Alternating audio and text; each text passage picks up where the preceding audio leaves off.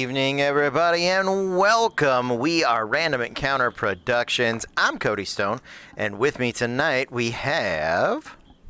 I'm Megan, and I'm playing Sarai Landir, the Eladrin Knowledge Cleric.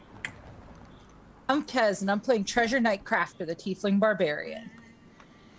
And I'm Andrew. I'm playing Grizz, the Dwarven Beastmaster. Hey y'all, this is Maz. I'll be playing Talroth Oakenblade, the Wood Elf Scout. And hello, I'm Eric, and I will be playing Sirach, the Aarakocra Horizon Walker Ranger. Okay, so this is Disasters in Danger. It is our D&D 5e high fantasy game actual play. We're super excited to be here. We're super excited to have you guys here with us. So, yeah, we got a couple of quick announcements, then we're going to jump into the action. Let's start off with our good friends over at Norse Foundry. Cody, did you say Norse Foundry? I think I did. Love Norse Foundry. They make dice. They work with Elderwood Academy to give you dice boxes. They do little minis and coins. Absolutely phenomenal. Gemstone dice, metal dice, whatever you need. They got it, baby. And because they're such good friends at the channel, they gave us a special promo code that you can use to get 15% off of your order. Use REPRPG at checkout, you get 15% off, which is no small dice when it comes to these orders, kids. And the quality is amazing. Like, everything they do is wonderful.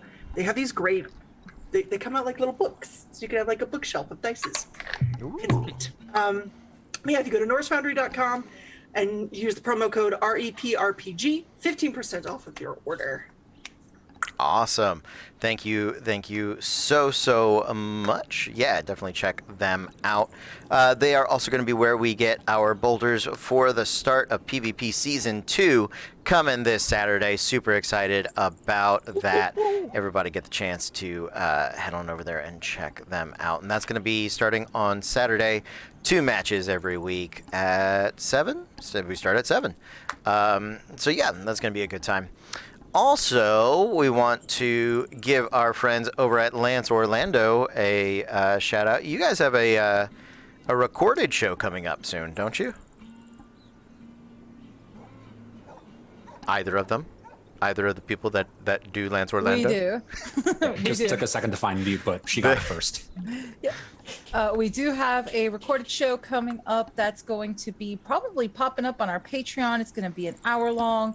Basically 2 poets telling stories as they've come across them in the woods. Ooh. So it's going to be some witches, some knights, some princesses, and some bandits. So it'll be fun with that and seeing a lot of what you see in D&D where people actually fight, but with real swords. Nice. That is awesome. Super excited about that. We also want to give a shout out to a couple of friends of the channel. Why don't we start with Grizz? Me, I am the DM over at Easy to Spell. It's my own homebrew game that I run on with Twitch and YouTube with some of my friends. It's great. We just hit episode 23, I think. But it's a lot of fun. We play every Sunday, usually starting around 6 o'clock Central. It's a lot of fun. I really hope we see some more friendly faces. Get a lot of people stopping by from RPG, and we really appreciate the support. Awesome. Yeah, they are absolutely fantastic. You should definitely check them out.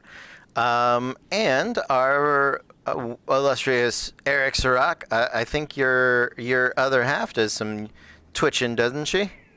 She does indeed. Yeah, my fiance, soon to be wife in just 27 days. Yeah. I got it for you here. The shout out's right here. It's okay. I got it. Yeah, she is at Notorious Potato. She is a wonderful, wonderful potato. She does music streams. She does video game streams of a lot of indie games. And she has Deltarune, obviously, was the last one she played. She plays all that stuff. And then also the thing that you really want to go watch her for, the music, the video games, they're fun. The thing that really want to go watch, the PowerPoint streams. That's where the heart comes into it. That's where the real heart comes into it. So yeah, make sure to head over there and see Notorious Potato. Nice. All right. Cool. Is there anything else going on that I missed? Big week this week at the Rep. You're not going to want to miss a moment of it. So tomorrow night, we have the finale of the Domain of the Nameless God. So yes, we're going to be diving into that. Matthew, our very own Clever Stitch, has been in his inaugural DM run. He's been doing a fantastic job. Myself, Megan, and some other friends of the channel are playing on that. Then on Thursday, I believe we have the return of Vampire the Masquerade, just in time for the spooking weekend. And Friday, the emotional trauma comes to a head as the tension in Die is resolved. And then, as seasons end, new things must begin, and so comes season 2 of our D&D PvP Ultensia Challenger League. Super excited for that. So that's this week. Definitely check all of that out, and yeah, it's gonna be a great time. So, all right. Before we get started, actually, I'll start, and then I'll have that happen. Great, here we go. So, our adventure takes place in the lands of Ligdracht. Now, as our heroes have begun to venture into the Feywild and observe the problems that the near realm has to offer, the direction of our adventurers is twisting bolder and broader, as these adventures are carrying them further and further abroad. Now, the lands of Ligdracht, they are lands of fate, faith, and legend.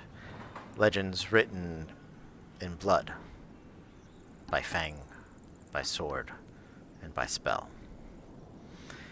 Our heroes are the archivists. They are agents of the Black King, and they are scholars wrapped up in the many threads that weave the tapestry of this land.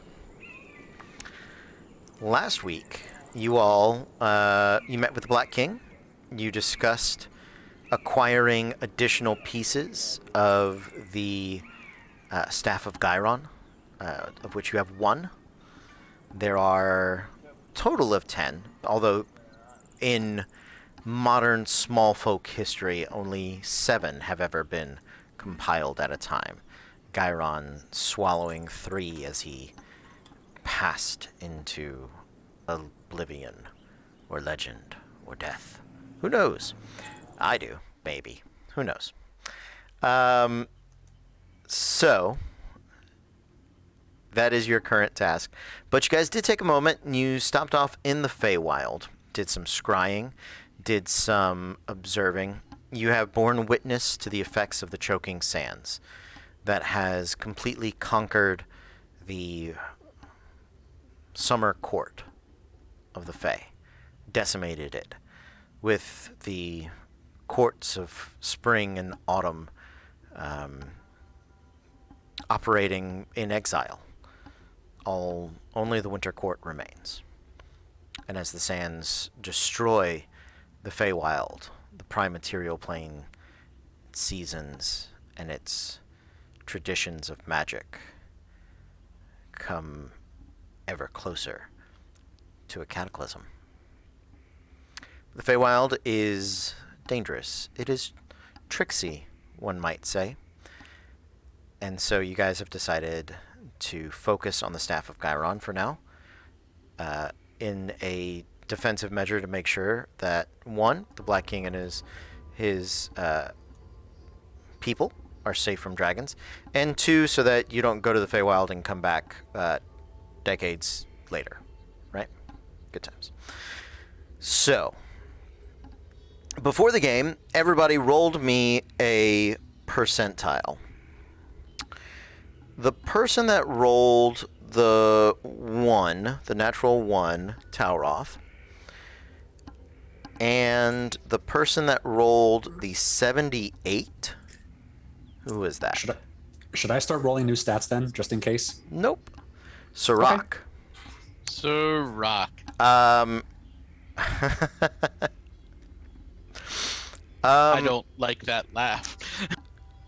So, well, here is part of it. Sirach, I know that we have you this week and we have you next week, and then we may not see you for a while. What I did was I had each of you roll on my handy dandy chart for potential directions of the staff, of the piece of the staff, as well as its potential distance. The other three of you picked directions that were elevational. But as far as the compass rose, there are two. And I am good with either one. Do you guys want to make a blind choice? Do you want to give it to Sirach since he is leaving? Or do you want to roll for it?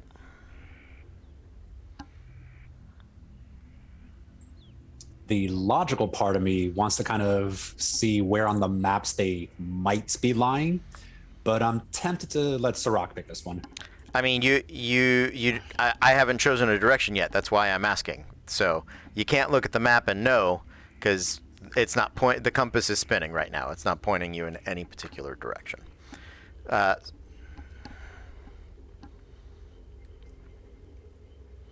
vote. Give it to Sirach. It's my vote, but I defer to the group. Okay. Sirach, are you good with the number you rolled, or do you want Talroth's 1? Let me think about that for just a moment. I think I'm gonna stick with mine, actually. Okay. That sounds good. Back in the kingdom of the Black King, back in the House of Shields, is there anything in particular you guys that you want to do before you set out on what could be a lengthy and potentially dangerous journey?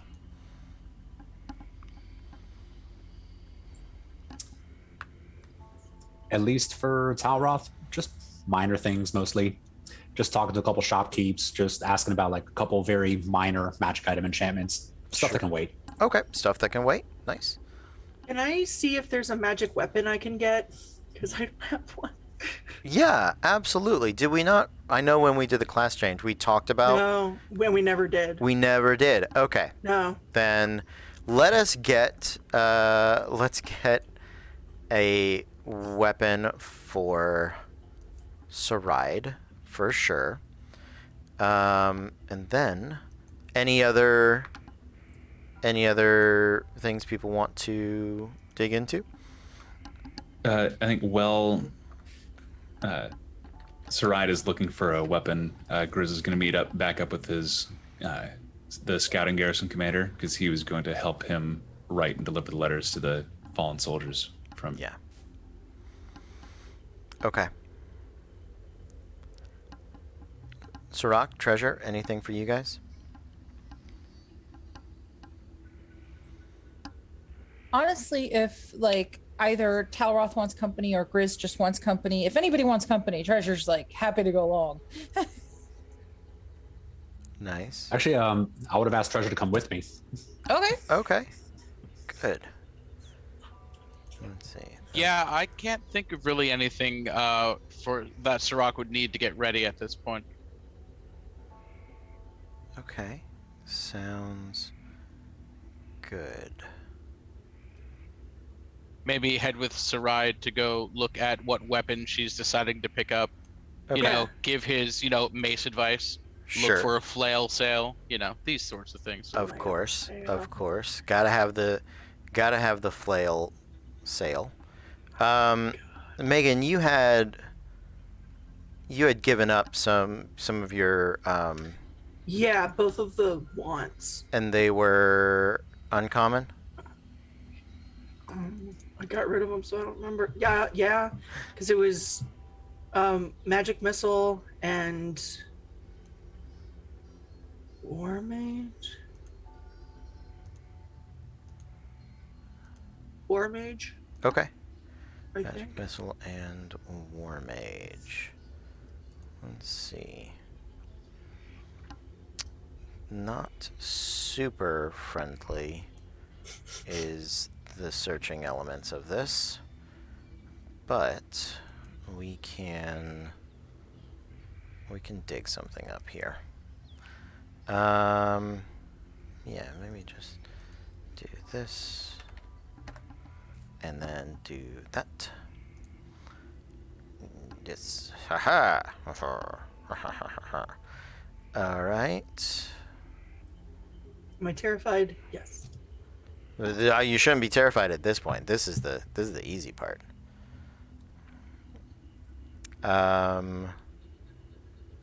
Yes, yes, yes. No, no, no.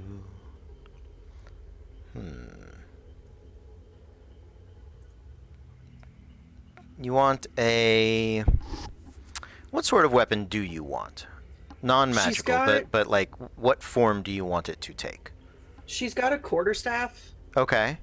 and it's very reminiscent of what her god wields anyway.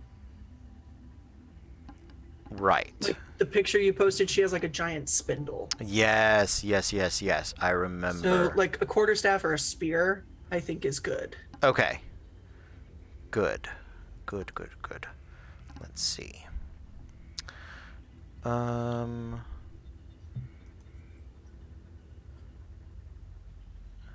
Sirach?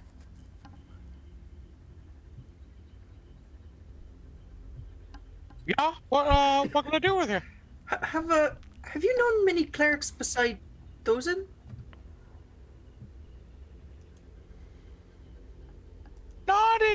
Not entirely. No. I mean, there was one like there was one at the circus where my folks were at, and they Really? yeah, they had a bunch of like illusion-y type stuff, and they would always, well, they would then inevitably pick people's pockets. But yeah, Oh. That doesn't sound very priestly. I guess it all kind of depends on who you're praying to, doesn't it? You know, that's very fair.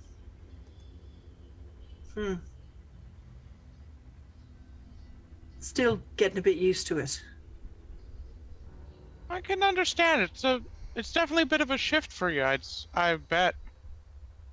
A little. I mean, it's lovely and it's worth it. Really. But it's a lot. The world went from this to much, much bigger very quickly. And I'm sure everything going on in the Feywild isn't really helping either. I try not to think about it as much as possible. It's easy not being there.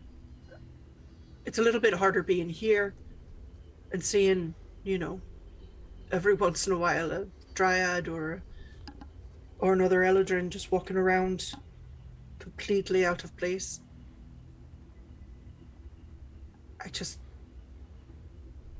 I never thought the Feywild could fall.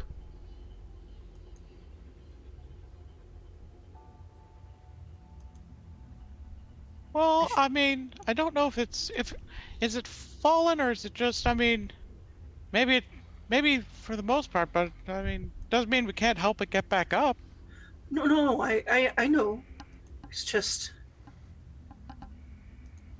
I never thought it could get like that at all. And now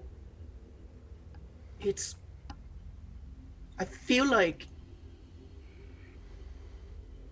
2 weeks ago I was a child, and then I woke up one day and all of my clothes didn't fit and I couldn't fit in my bed, and I'd grown overnight, and all of a sudden I was an adult. Everything that I thought I knew was just all topsy-turvy. It's a little disorienting, if I'm honest. And now I'm buying a weapon I mean, how gauche. Well, it all depends. What kind of weapon are you looking at? Well, I like the stick that I have right now, because it kind of works like a walking stick, so it's not as obvious when I'm, going places. I could still, in theory, do some talking, some diplomacy. If ever we tried to do that. Hey, we've tried like at least 2 or 3 times. I know.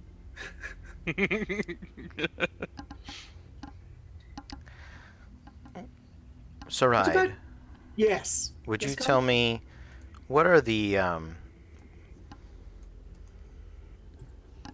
domains of your deity? I don't know what that means. What is her focus? Knowledge. Oh, her. Oh, she's fate and destiny.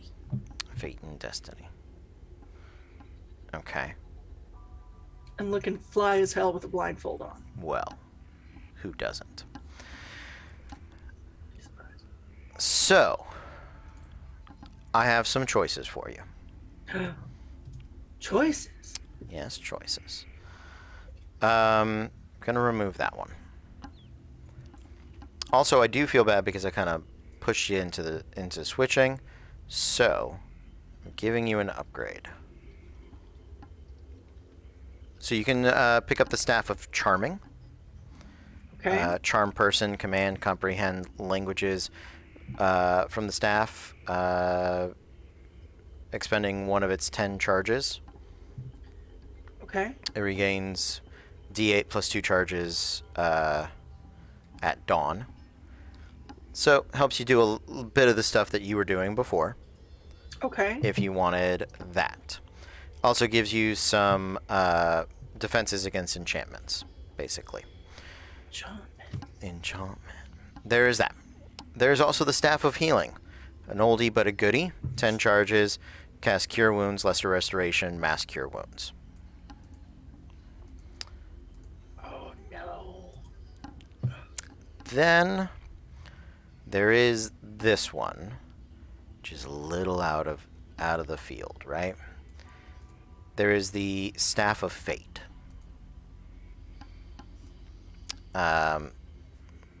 It is a +3 to attack and damage rolls.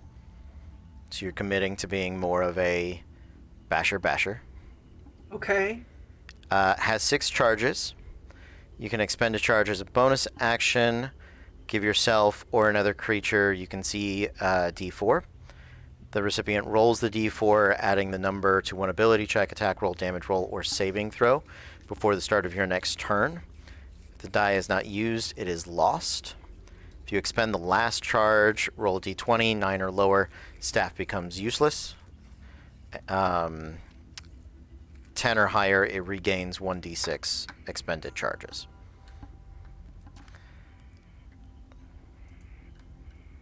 No. Okay. I think. Oh fuck.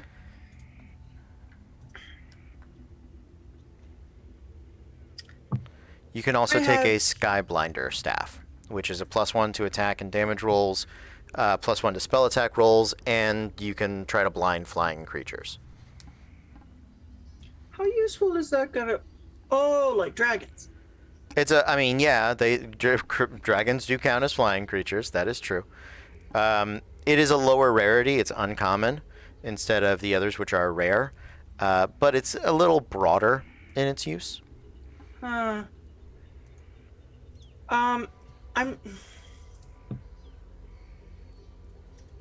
It's what charm person, command, and Comprehend languages. okay. I'm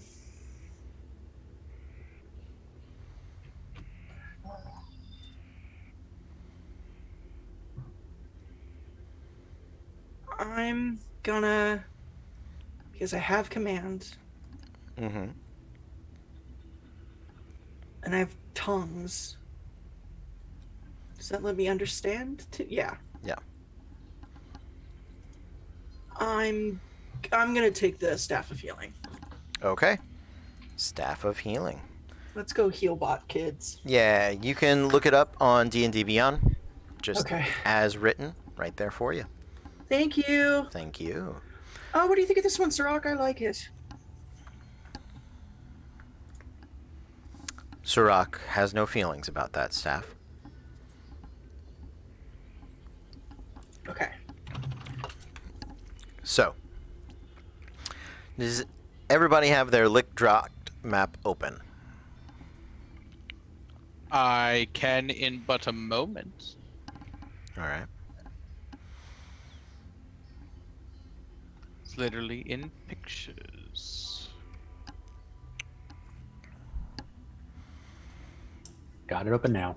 Nice. Is it pasted somewhere? I think it was pinned in the That's what I meant to say. pre-cast chat, the older one. Should be somewhere. Okay.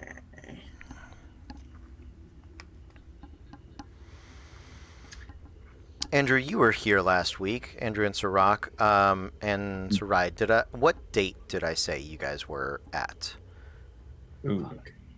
You were in Apex, I believe.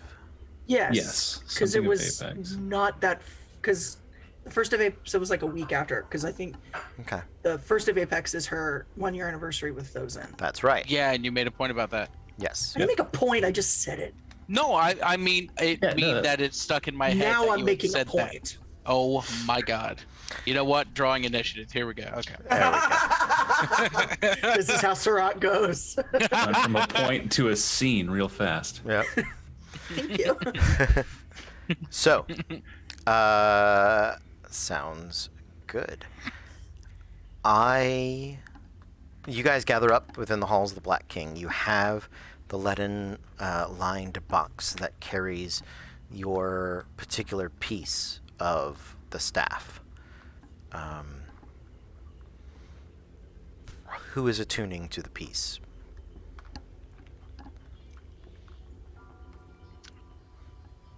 I'll do Well- it. I was going to say, if we're going to be taking a look on the map, either me or Sirach. Okay, I will attune sounds good. courteously. Courteously. Sirach, you do so. And you begin to concentrate on the further directions of the staff. Of the staff of Gyron. You head to the surface of the House of Shields, and from the House of Shields, you know to the southwest. Okay. So kind of like direction of the forge. That is southwest, yes. Yeah. Or, the Draconopolis, which is equally southwest. It is. It is equally southwest, isn't it? Don't say it like that, you bastard. Cardine is kind of southwesty. It is. It is kind of southwesty. Mm-hmm. But we were in Cardine, we would have found another shard if it was there, right? Well, Cardine has their own shard. That's probably what it was picking up. Well, fuck. So Draconopolis is kind of southwest. I mean, maybe stop by the forge and just check around for a piece, or Which at least, sorry. which location between Cardine and Draconopolis is further away? I would Cardine. say Cardine. Okay.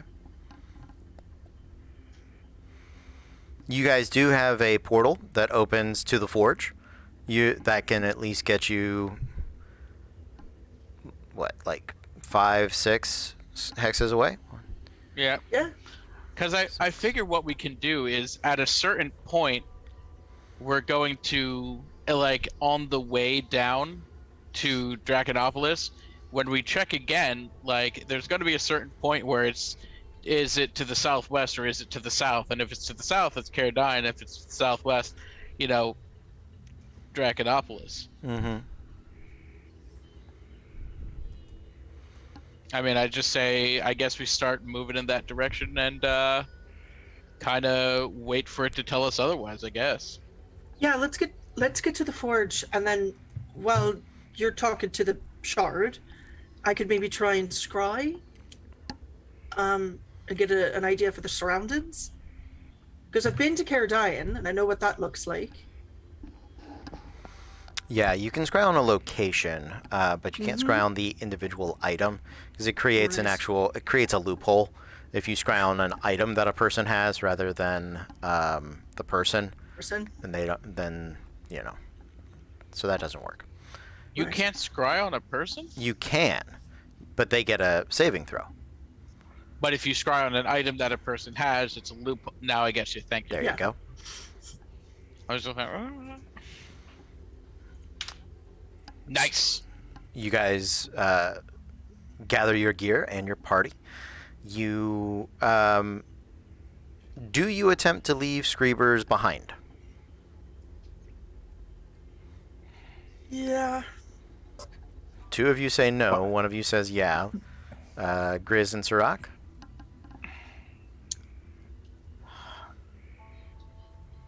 I really don't have an opinion about it. I'll say. Does he want to come? Screebers always wants to come. Yeah, he'll live. Like, if any of us are gonna live, it's gonna be Screebers. I mean, fair. Not Yeah, to but- mention, if we leave him behind, he'll be so mad. Plus, I don't want to have to be at that performance review.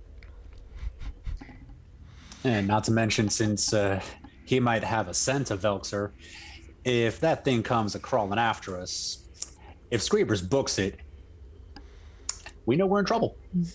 Mm-hmm.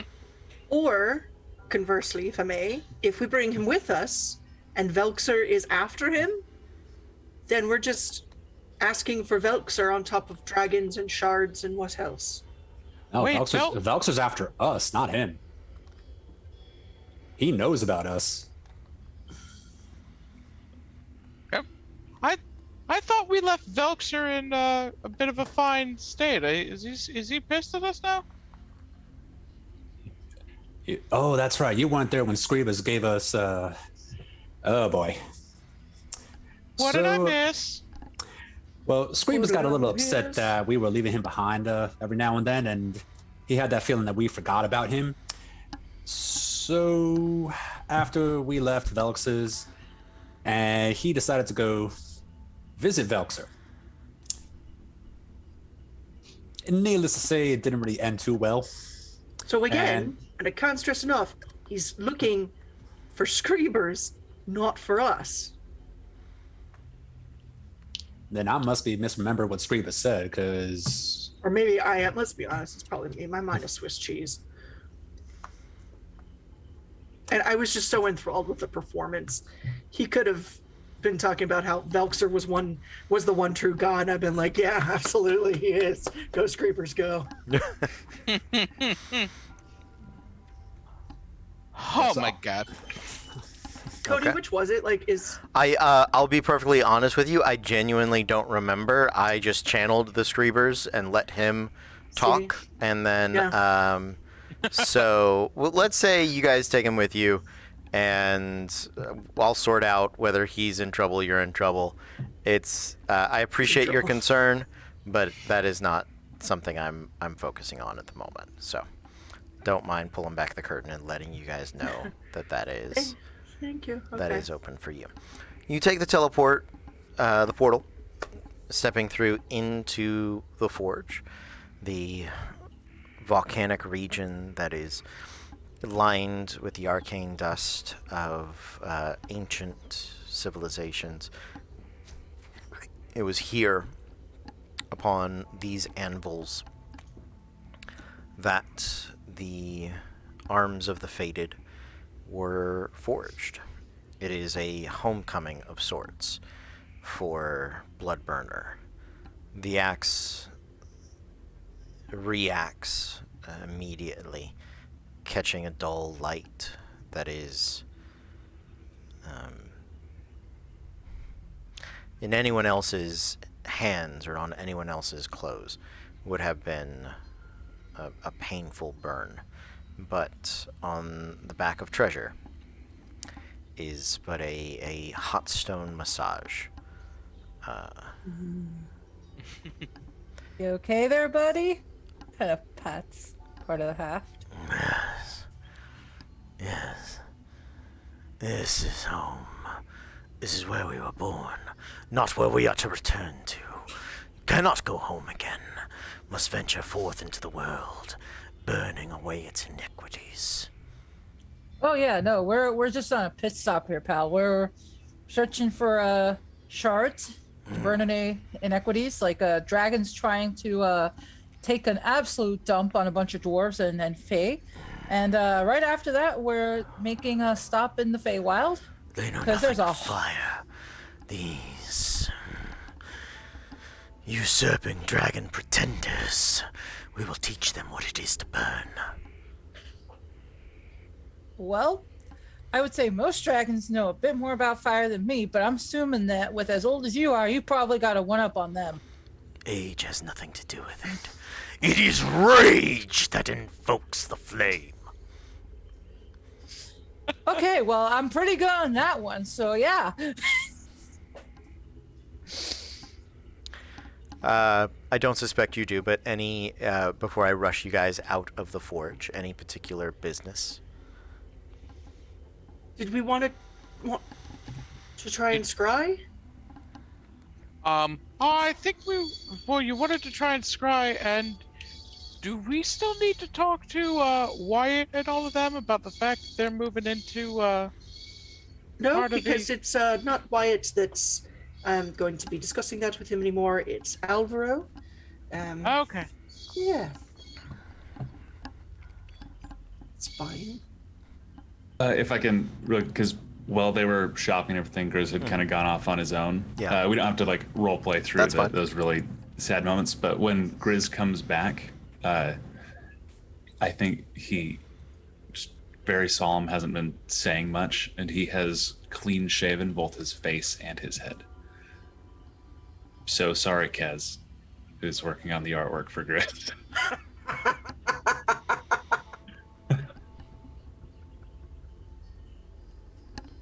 We should call it a night here.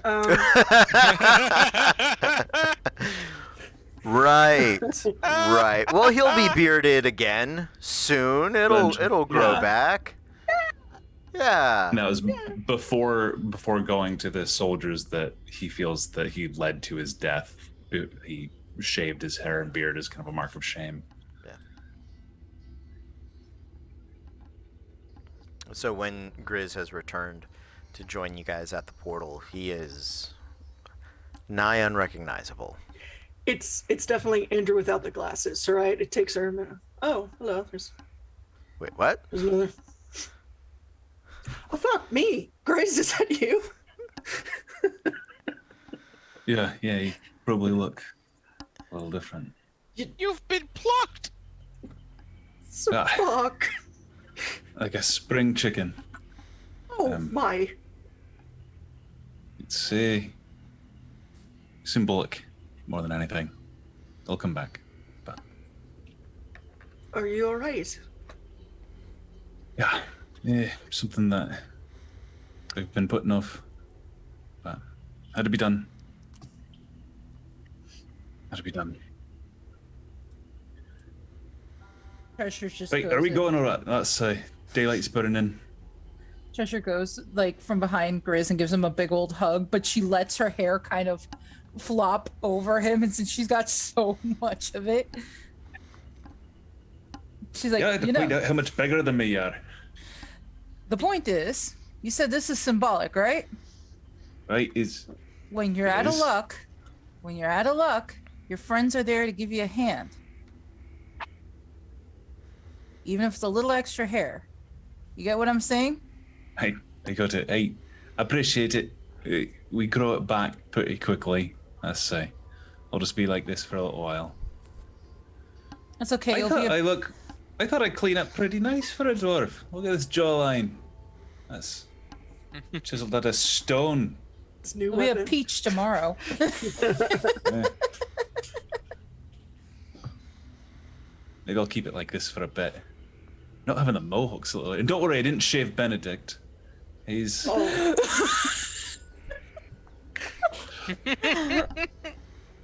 he's not walking around in the birthday suit, but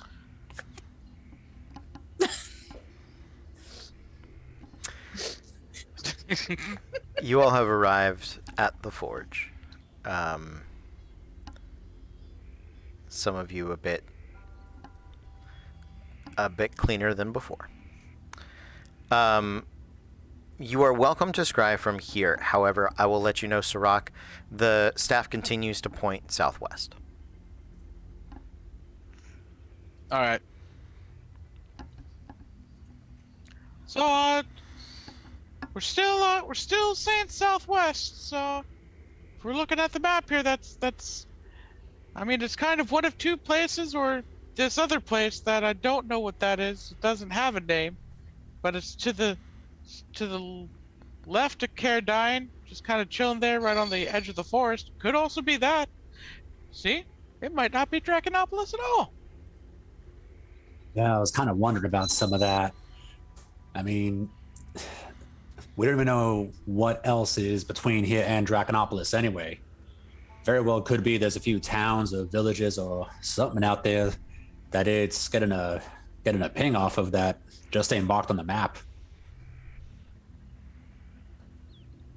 Very well could be.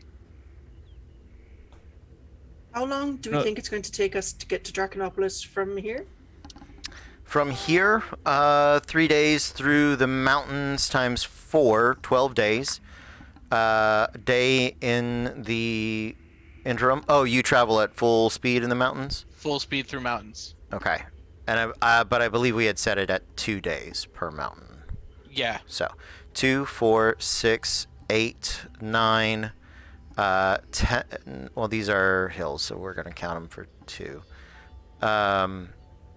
11, 13, 15, 16, 17, 18, 19, 20, 21, 22, 23, 24. About 24 days. 25 days. Sure. You guys actually saved a good chunk of time with that portal. So, Yeah. So we start heading towards Draconopolis and see what we find on the way. Yeah, let's start going. I'll let you know if the staff tells me any different. okay. Who's good at math? Who's got a calculator? How about that? There we go. I got one of those. Okay. I mean, sorry, I have one of those. Sirach does not have a calculator. Ah, he's got his abacus out. Yeah. Sounds good. All right, add this up for me. 90. 78. 89. 100. 1. 358. Yeah, what he just said. 358. Okay. So, as you guys continue. That's how many days it actually takes. 1 year later. 14, 15, 16, 17, 18, 21, 22, 23, 24, 26, 27, 28, 29, 30, 31, 32, 4, 35. Okay. Okay. You guys set out across the mountains, Sirach leading the way. Into the foothills and out onto the plains around Draconopolis. The issue is that now Caradine is closer. So, Here's a thought then. Instead of trying to kick it straight down towards Draconopolis, why don't we just go straight west towards that forest to the north? because there is a town that would be pretty much directly west of the forge, at least if the map is right. Yeah. So if we start heading towards there, that'll still keep Draconopolis closer. So Yeah. if the shard is there, it'll ping that. That is fine. Actually, I need to send you guys down into the Underdark, about probably 100 of those miles. So, Do you have to? I mean, yeah, okay.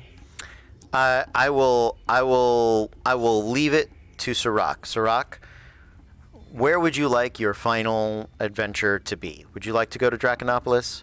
Would you like to go to the island further southwest of there? Do you want to go back to Cardian? Do you want to go into the Underdark?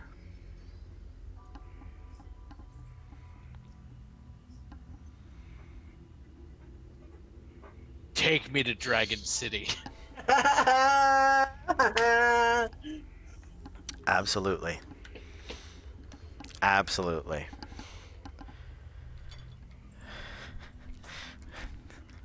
And the worms are pretty? Oh, man. Okay.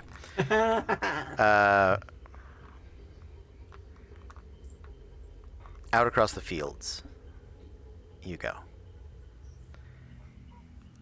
The days that you are in these open plains, there are small bits of light forest and underbrush, mostly lands and fields that have been burned away, cleared, resources that have been gathered out of these. This is not destitute land by any means, but it is flat, harvested, collected. There are some roads. They are in pretty wide disrepair. And every day or so, you pass what once upon a time might have been a village. Most of the roofs destroyed. The stone walls that still stand are grown over in ivy, moss. The foundations reclaimed by grass. As you guys are traveling, you have the choice. You can stop and investigate each of these ruins if you would like. We'll say it doesn't exactly extend your travel time.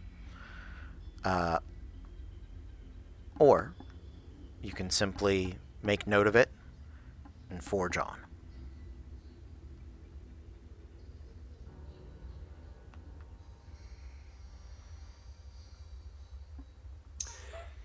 Probably spend a few minutes just checking out, make sure nothing's going to jump out at us. Yeah. Sirach? That's kind of what I was going to say too, is just take a look at it and see what it looks like. Okay. Yeah, everybody go ahead and roll me a percentile.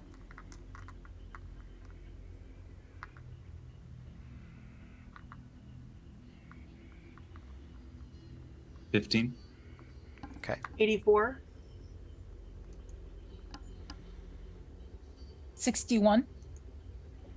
25.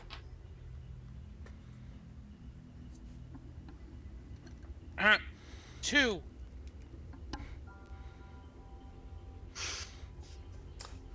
Is somebody going to roll a 3 next just to keep the pattern going? Please. You have to at Please this do. point. Yeah. Yeah. Absolutely.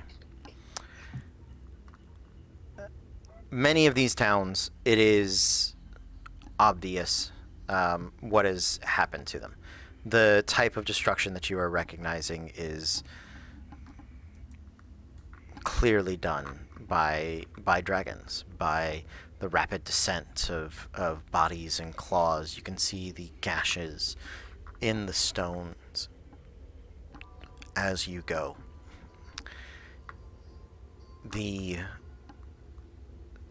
Not all of the buildings are burned. Some of them are melted with acid.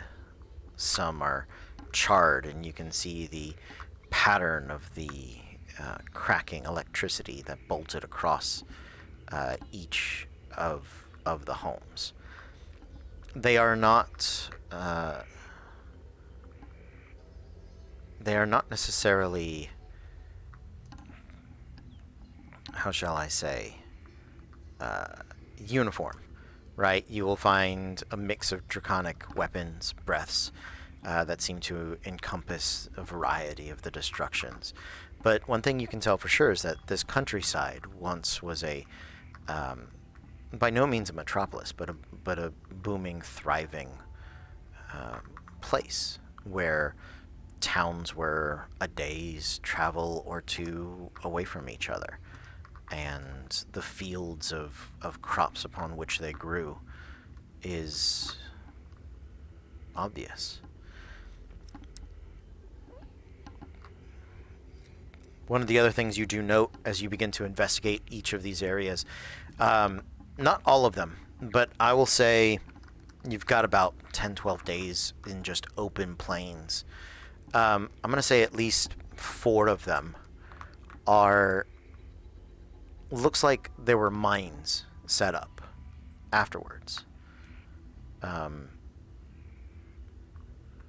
Mines that began to dig into the earth, not just beneath the mountains, but down into the soil and down into the granite and the stone beneath this portion of the world. The mining, if you guys take the time to search through one, mining is seemingly at random. The hills built up of the dirt that is pulled out, but you don't see evidence of great mineral veins. You don't see evidence of, copper or gold or silver or other precious metals, even just functional metals, iron, anything along those lines. I would like to investigate for just a moment on that. Okay. Yeah. Go ahead and roll me an investigation check and tell me, as a group, how long you guys are willing to spend exploring this mine. So 19. Okay. Am I able to infer by the lack of precious metals that, by chance, this was used as an escape for these people? Yeah. No, it looks like the mines were actually built after the destruction of the towns. The mines are newer. Not recent, but comparatively newer. How would they be mining? I think we should stick around to find that out. Yeah, I think we definitely should look into this. I'm also worried about if we look into this and spend time here, are we potentially losing time looking for shards and then thus Feywild issues? Like, how long do we want to spend here? Can I tell if this is very similar to the Biomancer stuff? Like, is that what this looks like? No, it is not. Okay. It is not made by the same people. Okay. Although you get the feeling that I will say, who's willing to spend at least one day here? Raise your hand.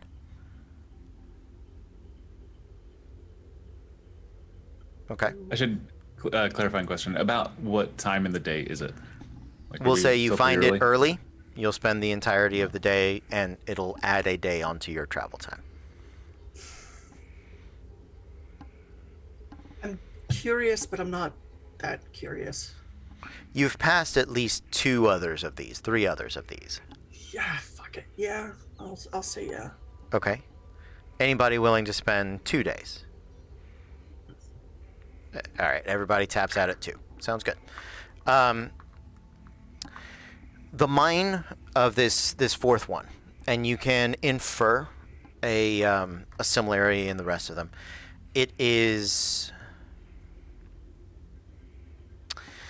a mine of exploration. Almost, Tauroth, it would sort of remind you of like an excavation site, but exploratory.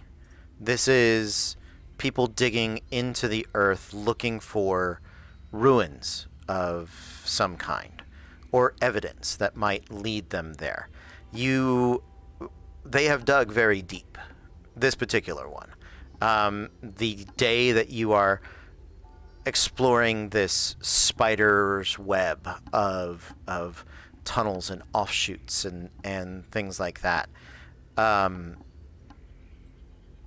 you also start to understand where a chunk of that wood, just from the nearing trees and things, probably went to.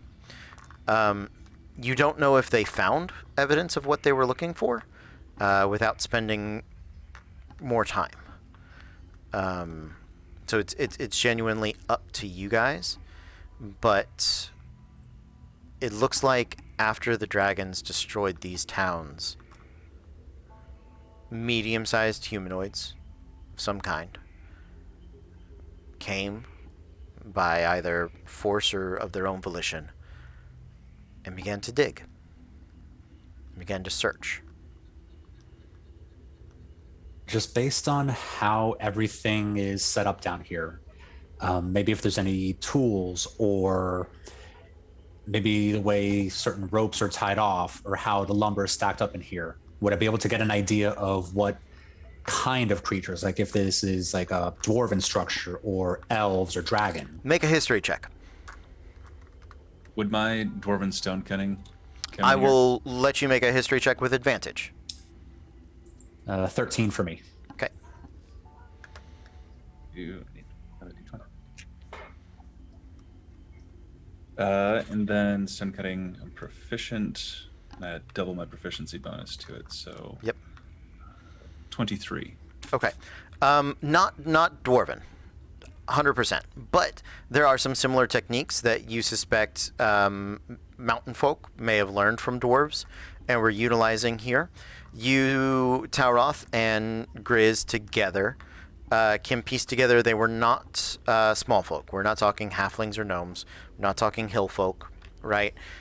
Humans, dragonborn. One of the things I can tell you is there are no tools left behind. There is no extra lumber.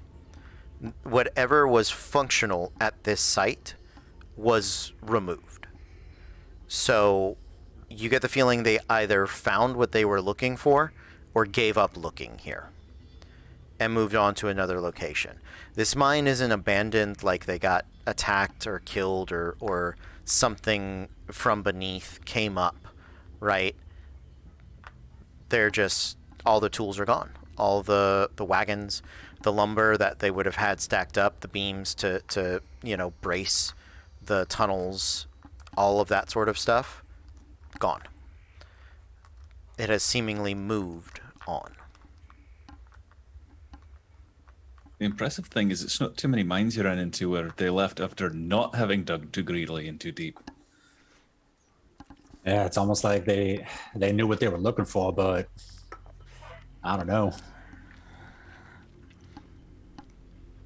Well, there's much more to be found here.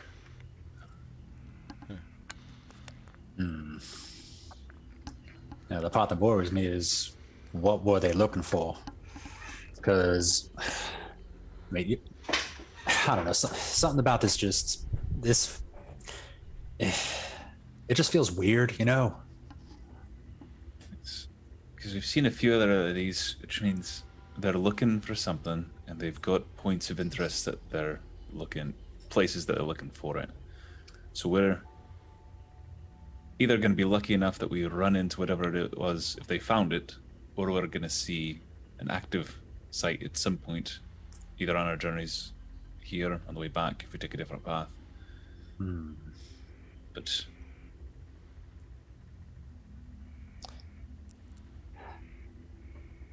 it is odd.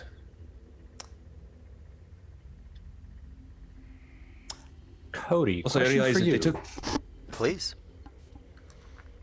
You said this would be like the fourth one we passed, right? Yeah. With how it's set up on the map, are all four of these in like a straight line or A vague line. not a perfectly straight line. The road that would have connected these villages would have been winding, but nothing as hard as like a 90-degree angle. One of the things that there are not lakes large enough to put on the map, but there are usually the villages are near bodies of water, the sinkholes, and so you. Oh, you got well, Grizz, because you are a dwarf and dwarves mine things, and you rolled well on that. You can check the lake water and see if they hit a deposit of like methane or sulfur or something, because it would have poisoned the nearby water supply. But they are maybe on the outside edges of the hex, so kind of a zigzag, but not so far out of the way that you're wasting time going to them. Not immediately in a straight line. And yeah, I will absolutely check the water supply. Okay. Make a nature check for me.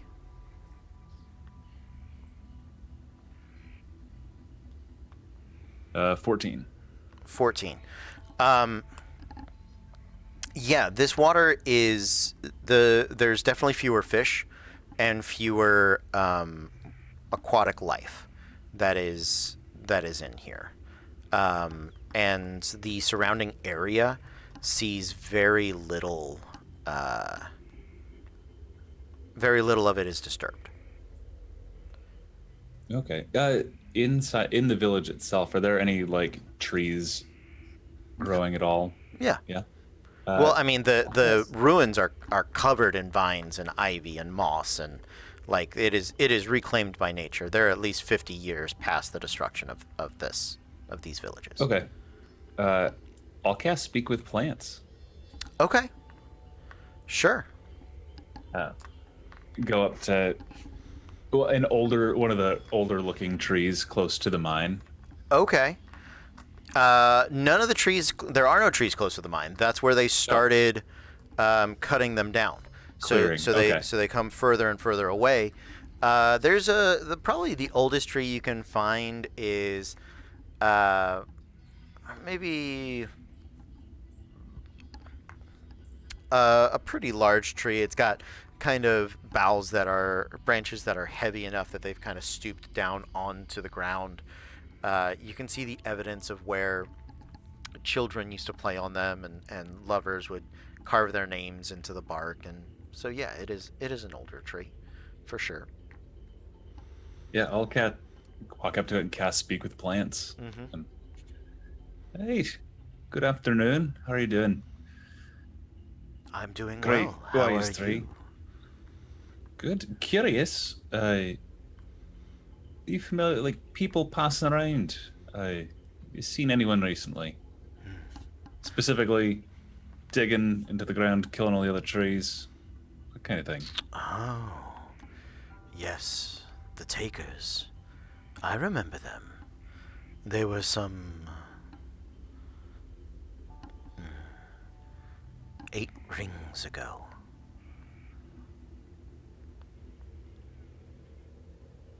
Okay. How many nightfalls, if you had to estimate that? Too many to count, but it's 35 seasons, something like that. Do you remember, other than trees and from the land around, did they take anything from under the ground over there? They were digging. They brought up much dirt and earth, built it around the outside. Some was shipped away. Much of it was just left, spread out. No hills were created. They wanted the earth level. They wanted it hidden. Then I remember a celebration. early in spring.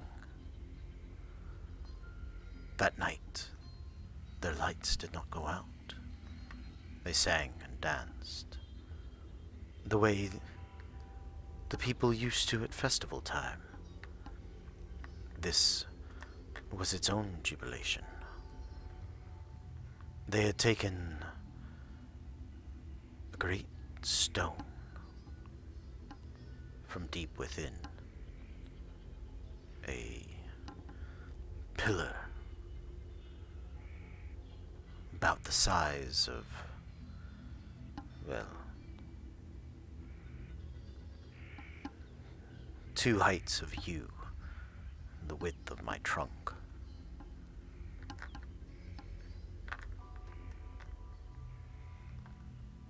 Then, the next day, by sunset, they were gone.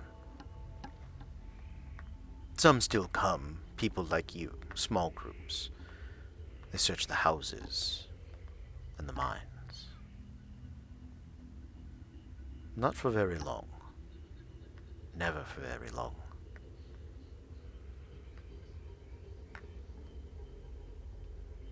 Is there anything? Thank you for the information. As it answers a lot of questions I think that we had. Is there anything you need? Thanks. You seem mostly undisturbed around here. Yes. Not many people or creatures these days. Fresh water would be nice. There's a taste of this one. Other than that, I'm well. The ants at my base gnaw at one particular root. But I don't mind so much. They do that. Well, see what I can do about fresh water for you. Otherwise, as you were. Be well, friend. You as well. Relay that information to the group. Are we making camp here tonight?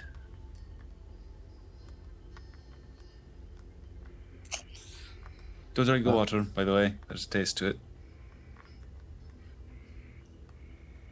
Well, we at least got some shelter here. Don't really have to set up tents. Might be a bit of a change of pace.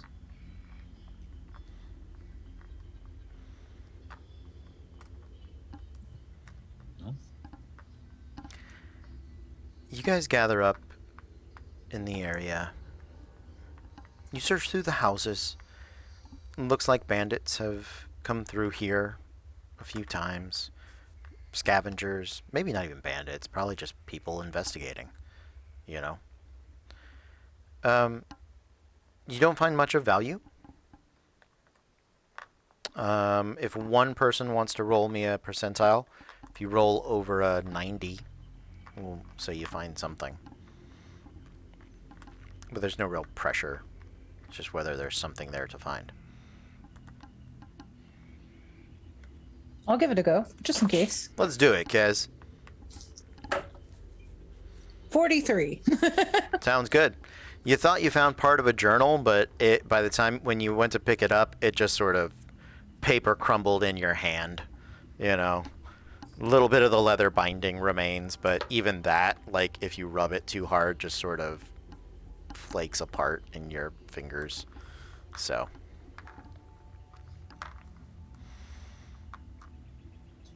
Well, If we're making camp here, which it sounds like we're sleeping here, where we spent the whole day here. Mm-hmm. As I'm going to risk a level of exhaustion, but Grizz is going to do the 8-hour casting of plant growth. Okay.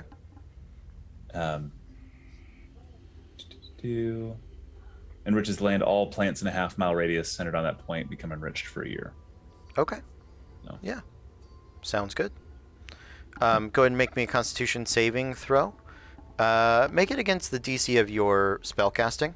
So I actually got a natural 20. Well, that so. doesn't matter then. You're great. Yeah. Good. Yeah. Grizz, you're tired, but you're still functional the next day. Yep. Yeah, you haven't pulled an all-nighter like this since dwarf college. Can I cast purify food and drink on the lake? Sure. Yeah. Absolutely. Okay. Casting it would definitely make it safe for you guys. It's not going to purify the entirety of the lake, in part because it seems like that natural gas or whatever that vein is that they hit is probably still seeping into the water. Okay. Well, actually, roll me a percentile. I'll give you 60 or better, and it'll fix it. 34. Okay, so it purifies it for you guys. It purifies the lake. It'll probably be like that for a good month maybe. But you do see the bubbles ever so often, bubbling to the surface, and it's just kind of. I mean, not quite fracking, but it is Yeah. part of mining, unfortunately. Any other actions while you guys are here through the night?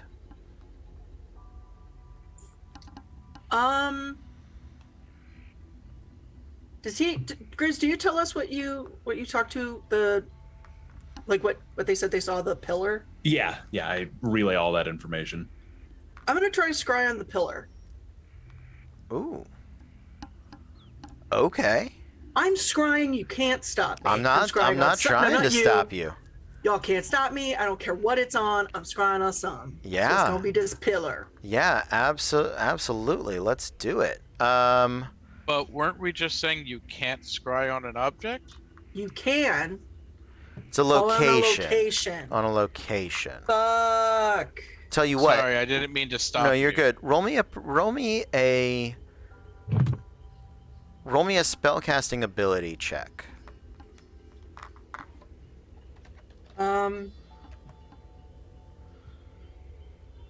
What? What So is a my- wisdom check. Could be Thank you. Sorry, I was like, I don't know how to do this.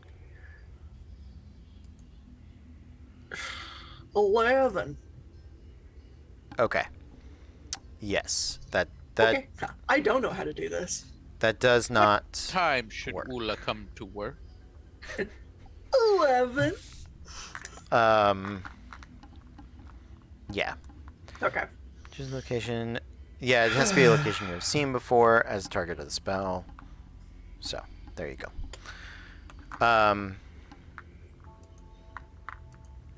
You guys sleep throughout the night. You take your watches. You cast your spells. It passes without incident. Not even seeming. There is nothing around here.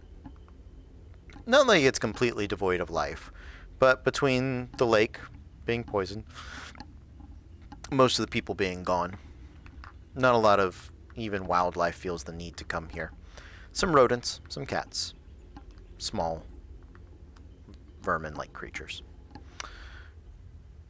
And the next day you continue out across the plains. Is the rod still pointing us directly towards Draconopolis, or has it shifted? Straight on. Straight on to the City of Dragons. What I will let you know, as you are approaching the city, days out, at least 2, you begin to see a lot more evidence of foot traffic. While there may not be full-sized roads, the grass is better kept. It's been rolled over with wagons and horses. There are clearly some paths that have been walked far more frequently. There's actually a pretty solid path, road to the north that you can occasionally see people on horses and, or I should say, lizard-like horses riding on as well.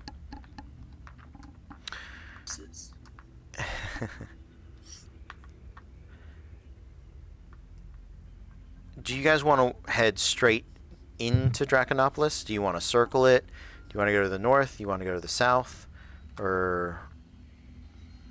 Oh, I should also note about a day ahead of time. The sight of flying shadows in the distance is very common. Not quite flock of bats, but there's definitely a cloud of creatures a few days ahead of you. Not at all hours. Sometimes it's thinner, sometimes it's thicker. Apparently they have their own rush hour. I wonder what it could mean. That 9 to 5 grind is It's real. trans-dimensional. It's real. So what do we want? What exactly is the plan now that we're getting closer? I have a contact in the city.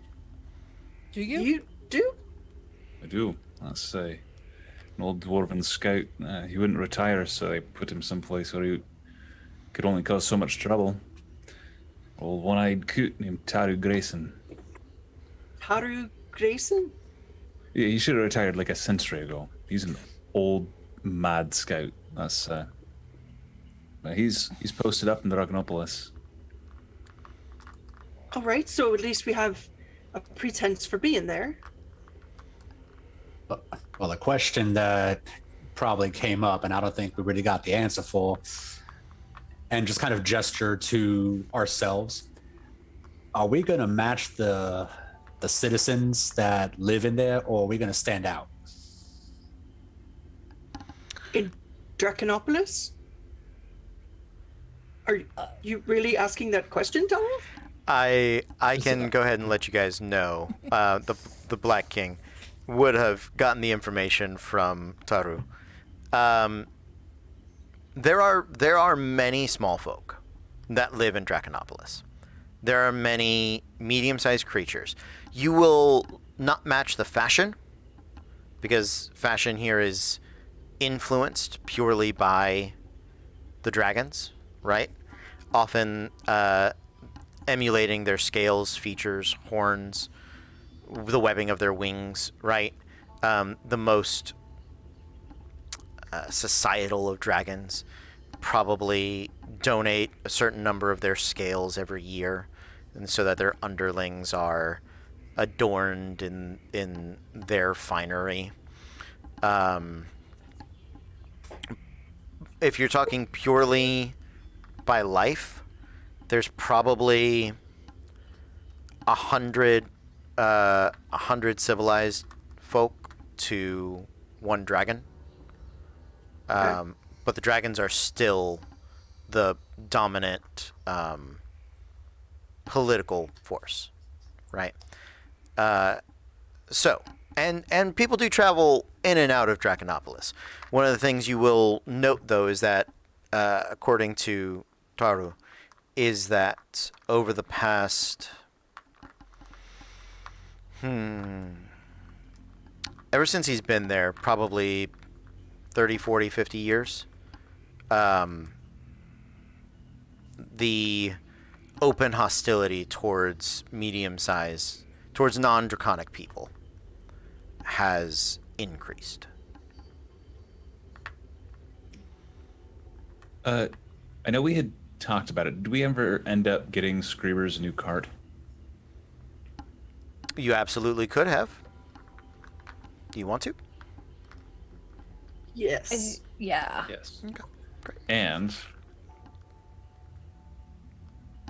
part of the plan, do we have anything that could be reasonably construed as trade goods? You can absolutely take reasonably construed trade goods. What would you have liked to have gathered?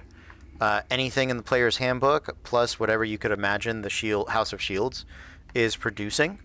Although I will note that dwarven goods into Draconopolis may not be as welcome. They might be, though. They would definitely be rare.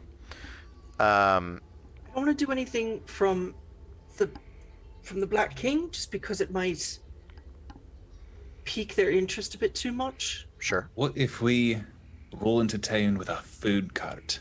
I was about to say food and booze. No one is mad when they're drunk, except when they are, and then that's bad. They're all the rage. We're a traveling restaurant. We're a Us. food cart. We're a food. Yeah. They're all the rage in the big cities. Yeah. So nobody wants the classic restaurant style anymore. Nobody wants to sit down and eat for a while. You want something you can grab and go without sacrificing Screevers. quality.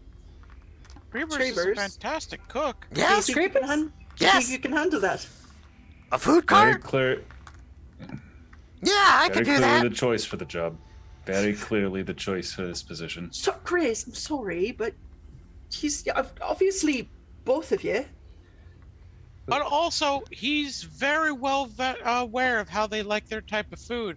Right, Scrapers? Remember how you like your steak? I do. Charred. No, not charred. Thoroughly cooked. Embraced with the draconic flame or acid. I Never had a cow ceviche? You just burn it.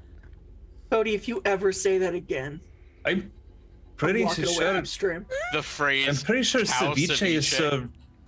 Ceviche is served raw. Right. But it's cooked because they put it in acid. But instead of that bullshit lemon acid, you get some real dragon acid. Yeah. That's actually not a bad idea. I've never thought of cooking with. Oh, right. Stop Actually, that. no, you know acid. what? You know what, Screebers? I'd actually be willing to try some cow ceviche. That actually does sound a little on the tasty side. I'm having awful Isn't it cow- flashbacks. This is horrible. I think in Elven they pronounce it tartar, Ah, yeah. but that's the hoity-toity. I don't BC know where I come from. We're all vegetarian, so Yeah. Cebife? It's a Let's call it beefy. cebife. all right, I'm There we out. go. Bye. 3 years and Monster. finally Megan's done. She's had enough of me. Monsters. Are you kidding? Treasure is already writing down like a food menu with ceviche Ceviche? on it. Oh, fuck me. We need that on a shirt. I Add think that very to the list. clearly to stick in Scribers, if you're clearly the manager, you're Yes, I will gonna be be the the head most chef. accepted. You will be my sous chef. I would say executive chef is more along the lines, and then I'll do the actual cooking. Talroth, You're, you Yes, are Grievous. kitchen boy. Ain't the worst job I ever had. Okay. And as we take this flashback to the House of Shields, Scrabers immediately grabs large parchments of paper, not just for writing scrolls or notes, but the kind that are used for design schematics, architectural. So, this is the card. Right here is the opening. On the outside, I want these spikes like this. And then we get the hand crank for Taroth on the inside. We put the fire here. And he essentially creates a rolling cart with like a carniceria spits on the outside of the cart to park and cook in the flames. Definitely has flour.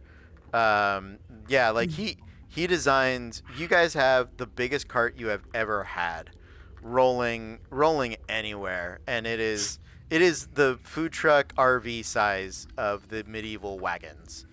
okay, that answers my follow-up question. Is it a small enough cart that a badger could pull it? But it sounds like not. Probably not, but like I bet like team. Grizz, I bet Benedict has like a small like trailer cart, side cart. He might have the advertisement sign. To, Yes. like, Oh my god, this is amazing. Not even a cart. It's just like the two pieces of the two boards with the He's cords sandwich over the boarding it? back. Oh, the yeah, sandwich alright. board the nice. the Yeah, yeah, badger. No, you probably need a team of horses to do it. If Benedict wants to be the Rudolph to their reindeer, he can. Yes. Rudolph the cart. Yeah. So Now they got to think of names. Let's say. C'est la beef. I thought it was nice. A little elven fancy swirl on it. Are you naming the horses C'est la beef? Don't do that. People will think we're serving horse. No, I'm pitching the name for the food cart. Oh, for the cart as a whole. Yeah, as a whole. I'm not naming each individual horse. Oh. They're probably not, three of the four aren't going to survive the trip with our luck. Right. I'm not going to give them names. No, I already have a name. Screamer's Screaming Meat Pit on a wheel. On wheels? Right. On wheels. Screamer's wheels. Screaming Meat Pit on wheels. I'm about it. I'm for it. I actually. It's a mouthful. Oh, okay. We can Screamer's workshop Screaming it. Meat Pit on We can wheels. workshop it. Sirach, I have I a question. am beyond ready. Yes, what can I do? The dwarves have informed me that it may have been insensitive of me to serve bird with you around. I would like your permission to do so. Sirach is gonna kneel down next to Screamers and just like stare him directly in the eyes and go, Thank you. Thank you. Yeah, you can serve bird. It's cool. That's what I thought. Birds eat each other in nature all the time. 100%. I'm gonna tell them that when I get back. Nobody believed me.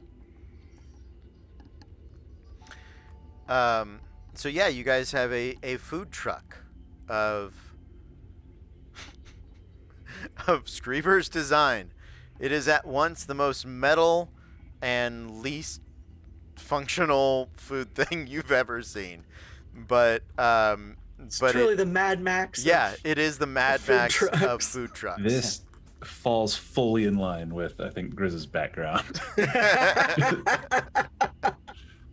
Oh, that reminds me. Well, Grizz, Screebers, got something for the both of you that I've been hanging on to for a bit. Ooh. And I'm gonna pull out that bag of draconic spices I picked up from when we rescued the fire giants. Yeah. Yeah. So I'm like, here, you guys will make better use of this than I can.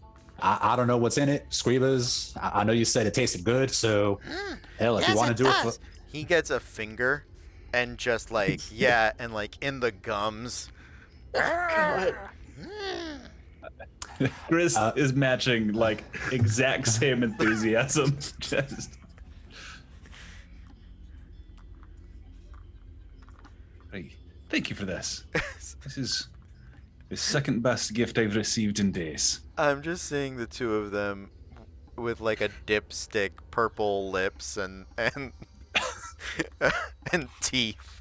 Except what I'm imagining is incredibly spicy, like Oh, I'm sure. Yeah. iconic Yeah. spices. Yeah. Yeah. It is. You know.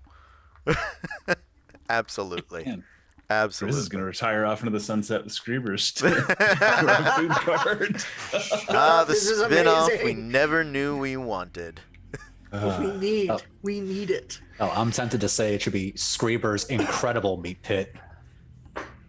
I like the alliteration, but that's okay.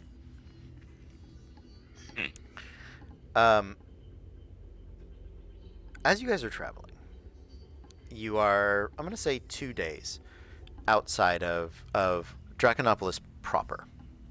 But you're definitely in the suburbs of Draconopolis, right? You do. It's not even like by happenstance. You get the feeling it actually. It's a you run across the daily grind of a group of Dragonborn that are clearly carrying excavation, like mining materials.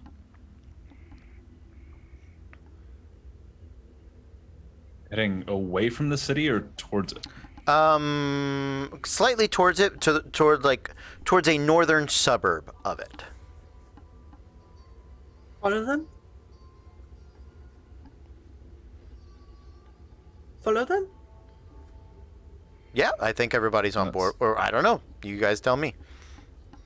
So, are we pursuing the excavation teams, or are we trying to make our way to Dracanopolis? I'd say let's stay the course for right now. We've already invested a lot into this, and I don't want to disappoint Screebers at this point. She's gonna, all right. She's gonna like turn around in the cart and focus on them as hard as she can and try to get like a good visual so she can scry on them later. Okay, sounds good. Yes, and you do. I do feel like this is going to be a problem later. That's our main quest right now is to find pieces of the staff to protect the dwarves. But if they're finding some sort of ancient weapon or something, it might undermine a lot of our efforts. Is the concern. Well, what big old weapon has something with like a chunk of a pillar in it? This is a weird question. I hear monolith and I panic. Are the dragons all the same color? No. Fuck. Wide variety of colors. Okay. Are there any blues in there? I mean, yes, there are. But Blues you're and greens? yeah, some greens. They are probably the rarest, I would say. Okay. Metallics as well. Okay. How does their style of clothing look? So many of the dragons, so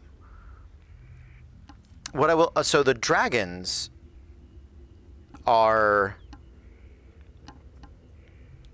their hierarchy you can piece together is first by age, then by amount of adornment that they have. And then by adornment amount and functionality.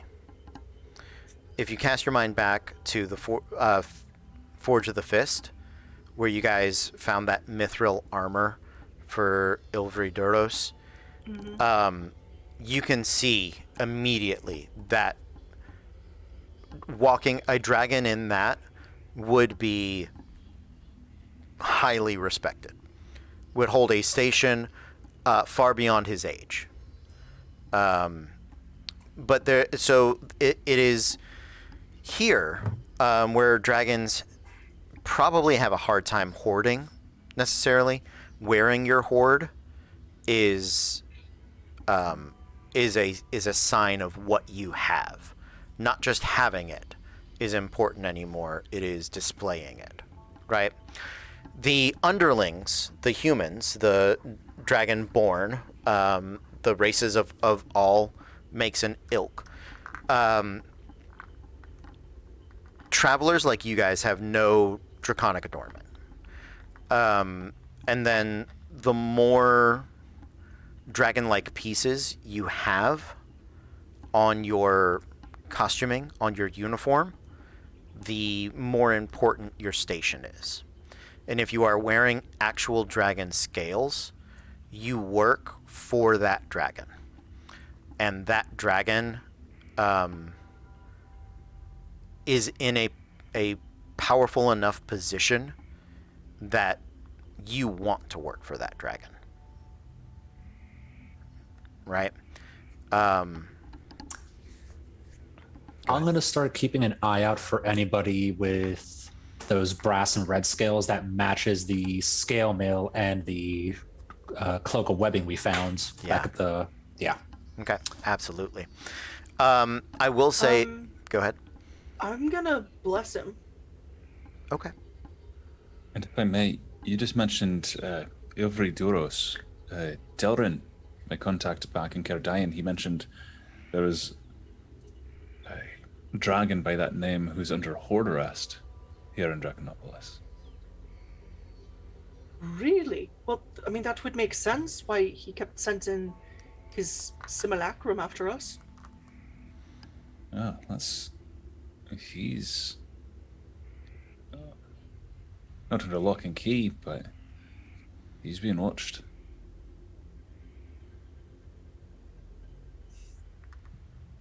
That's all I really got. I know he's a big player and that he's under hoard arrest.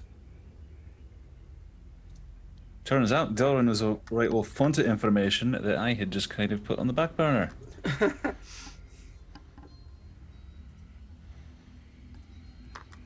Well, let's see if we can go find that friend of yours. Probably see if we can get somewhere to sleep, help Screever set up that cot, get some kind of a cover going, and not get eaten.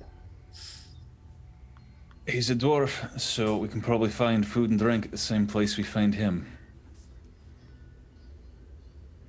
Absolutely.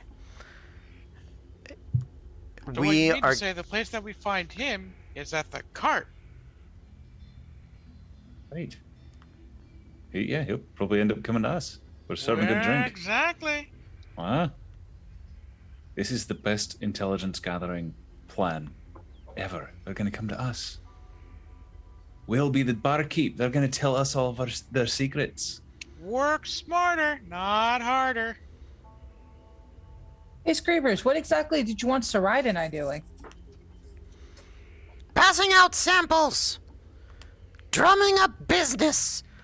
I want you to get on Drelp and lambast our competitors!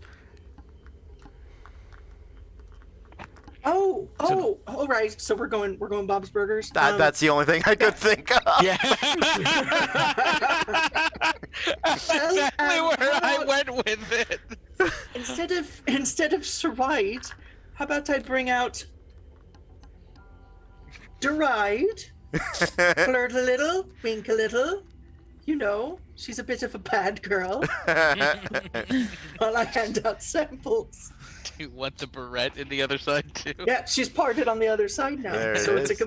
a completely different person. Oh.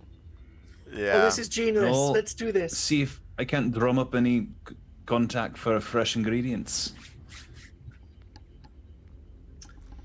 Perfect! We're gonna need a lot of beef! I think I can manage. So the first thing we have to do is figure out where's the beef. I have the where's the beef feature. That's Part of true. my background as my failed merchant background. I have connections with wholesalers, suppliers, and other merchants and entrepreneurs. So go find the Gordon food sales. Yes, yeah. Yeah. That's exactly what we're looking for.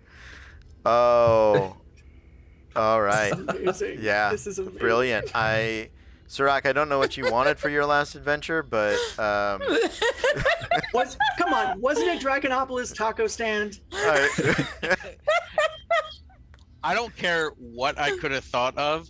Dragonopolis taco stand beats it every time. By the way, we're talking the plot point, not the sex move. right. Yeah, yeah.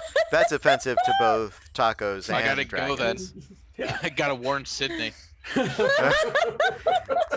know what, guys? Let's take a break here, and we're gonna be back in just a few minutes.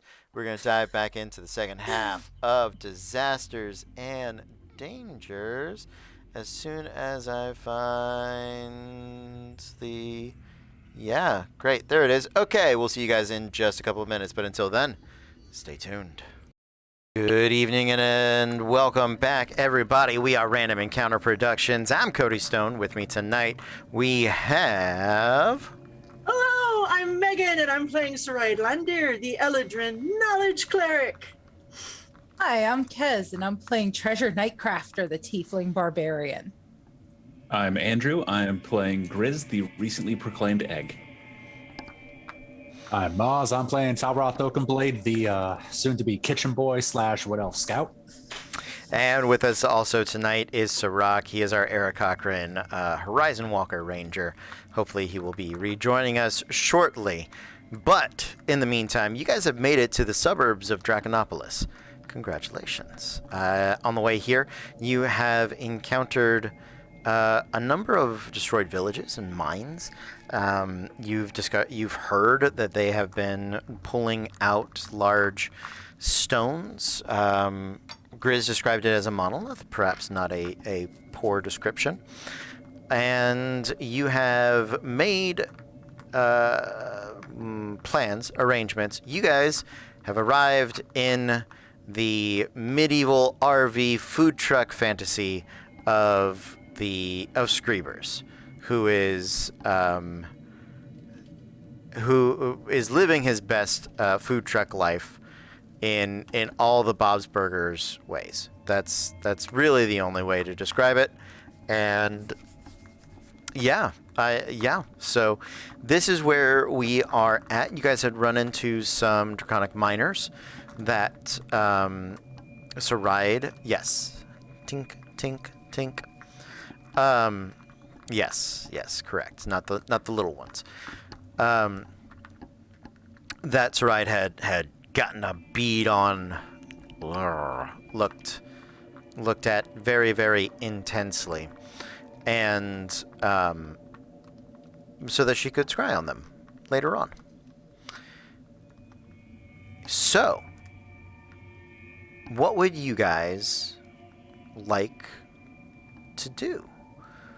You are in the suburbs. You are, I would say, 20-ish miles outside of the city proper, outside of the heart of the city. So, it is your first morning. You have found a place to park the truck, and it is. I'm gonna make this thing like double-decker London bus with a sleeping rack up top. Like, you guys, you didn't know if you were gonna find inns and taverns for small folk here, so you brought kind of your own. Yeah, this is the wow, the Guildmaster like rolling playhouses of the post, right? Isn't it? That's what it is. Yeah. For those of us that studied theater history, yeah. What would you guys well, like? I think I have to Careful, find fresh supplies to beat the lunch rush. Did you want me to go with you so that, someone to carry the stuff? Probably a good idea. That's and somebody with pocket change. If Benedict's staying with the truck, then I'm a little strapped for cash. So I've got some gold. perfect. Keep your receipts. Will do. Mostly meat, right? We need beef. What else needs Screebers? So Screebers has created a full-on menu. If you guys want, the other food truck reference I know that isn't Boyle driving people nuts with his meatball subs is the Steak Me Home Tonight truck. Yes. From Happy Yeah. Endings. So steak sandwiches, fresh baked bread, peppers, onions, the classics, right? Yep. Lots of beef for our signature dish, Sabife. Absolutely for the Sabife. If you come across rare or inoffensive eggs, you can do a Griffin egg aioli to go with it. Yeah. Serving them steak sandwiches, Royale. Yeah, absolutely. Saride is going to change out of her armor and put one of her normal dresses back on Okay. with flyers Okay. and just start. Absolutely. So you guys are gathering supplies here in this suburb of the town, drumming up business, but you're not attempting to go into the heart of Draconopolis today. Is that what I'm understanding? I think we have to establish our cover a little bit further. Absolutely, not a problem. Grizz, why don't you make me a investigation check to get your supplies with advantage for your background?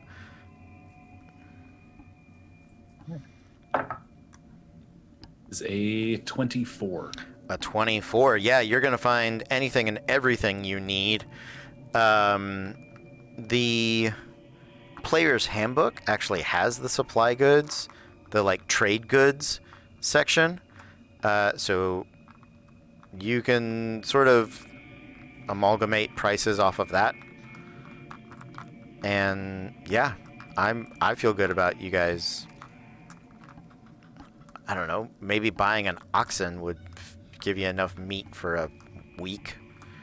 Yeah. Let's see. Or for one dragon. I don't know. We'll figure it out. The supply chain in this city is tough, man. You don't... Some of them eat meat. Some of them just eat pearls and hoard things. So, you know. You can eat pearls. That's amazing. That is one of the things that dragons... in an older edition, one of the reasons they hoarded was that when dragons would basically jump an age category, they devoured their hoard. And so some would subsist on, like, they really like precious gems, they really like this, or these monetary things, and that's what made them want to go out and recollect stuff. That's amazing. I don't know where I got that from, or if I just made it up, but I'm pretty sure it was from some D&D reference book. It does sound familiar to Right? me, so I think Yeah. you're onto it. Yeah, there's some 3.5, 2.0 book where it's like, yeah, dragons eat their hoard. That's why they like eating pearls. Or Shadowrun or something. I don't know. It came from somewhere. Absolutely. So, Saride is drumming up business. Grizz is, and Kez, sorry, your thing's not there. Treasure, got it. Grizz and Treasure are getting together the supplies. Talroth, what are you up to? I'm actually going to stick around the cart with Squeebers and just kind of help set it up. Okay. Yeah. But yeah, just kind of as I'm looking around, just seeing what kind of passes for normal, just nondescript clothing. Sure. Take the time to kind of have the armor just change the illusory appearance. But also keeping an eye, are people carrying weapons? Yes. Yes, they are. Why don't you roll me... I will take investigation check from you as well, Talroth. If you want to try to make an argument for survival, I might do it, but either way. Yep. If it helps clear it up, mostly what I'm looking for is how well armed are people to kind of see, is it worth having the double-bladed visible or just like a pair of swords or something.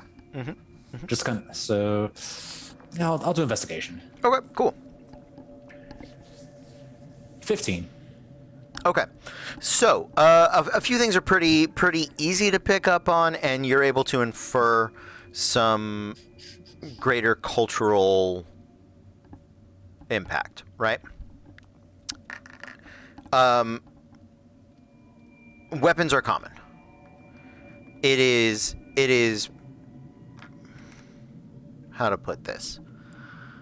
Whatever the primary tool of your trade is, it looks as though it is common or built into the day-to-day function of their clothes to wear it and have it be seen.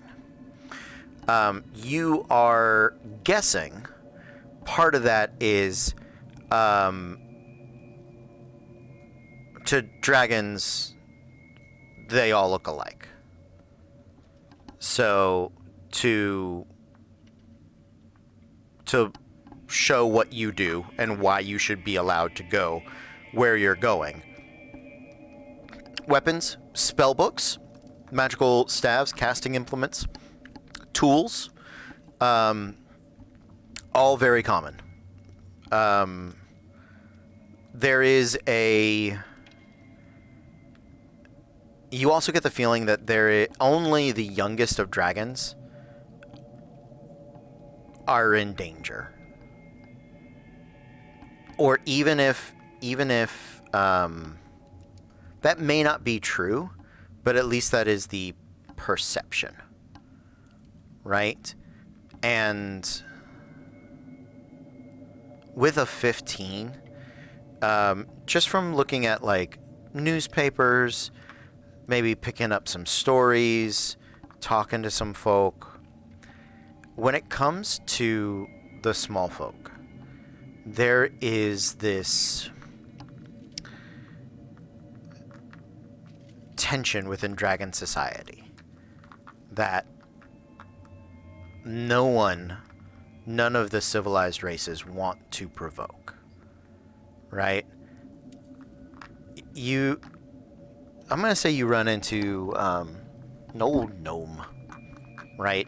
Sitting off on the side playing dragon chess.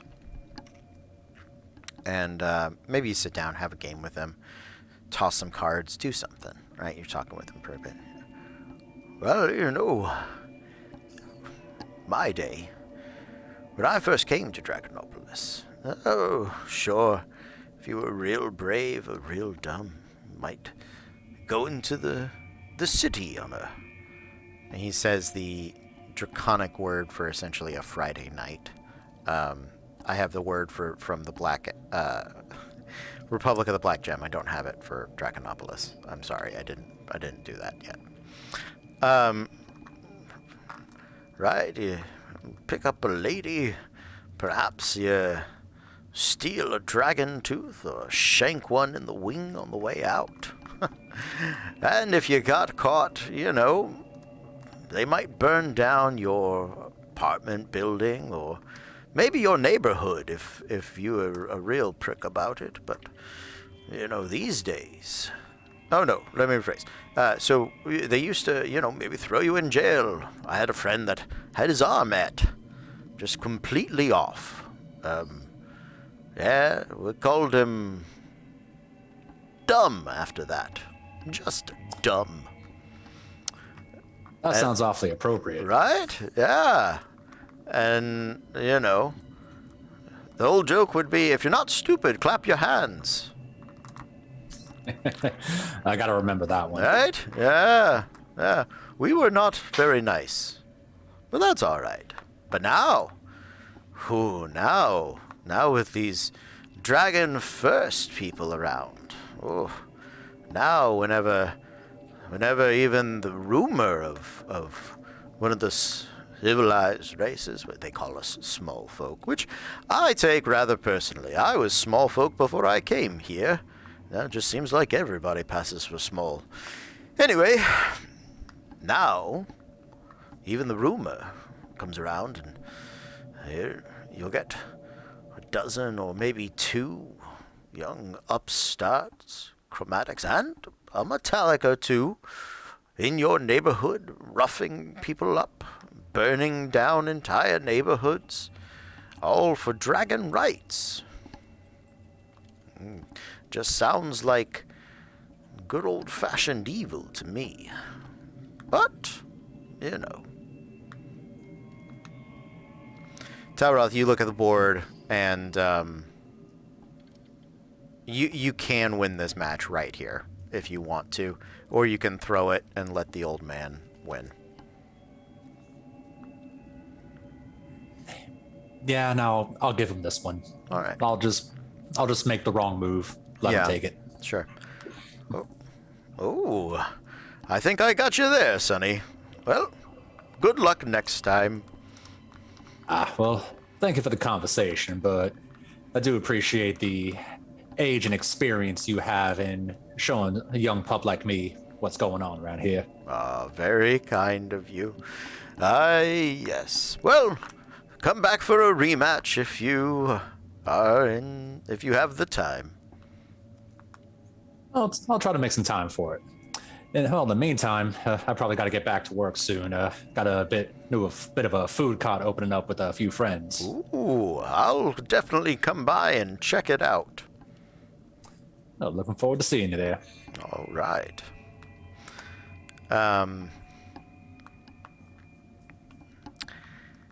So, Grizz, Treasure, you guys have your time. You spend your money. You get your supplies. Did you come up with a price tag for us? I think so. Okay. Unless anybody in the group balks at this. 25 gold, 4 silver, 4 copper. Yeah, you're absolutely fine.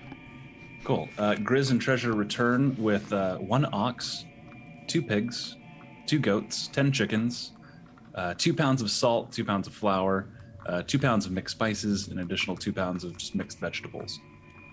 I just removed the gold from my pockets for now, just because I had more than enough. So we'll say Treasure paid for it for now. Great. And she's basically carrying several. Sure. Yeah. Yeah. Half of it's on the oxen, half of it's on Treasure. Leading a bunch of goats and pigs. Yep. Absolutely. Absolutely.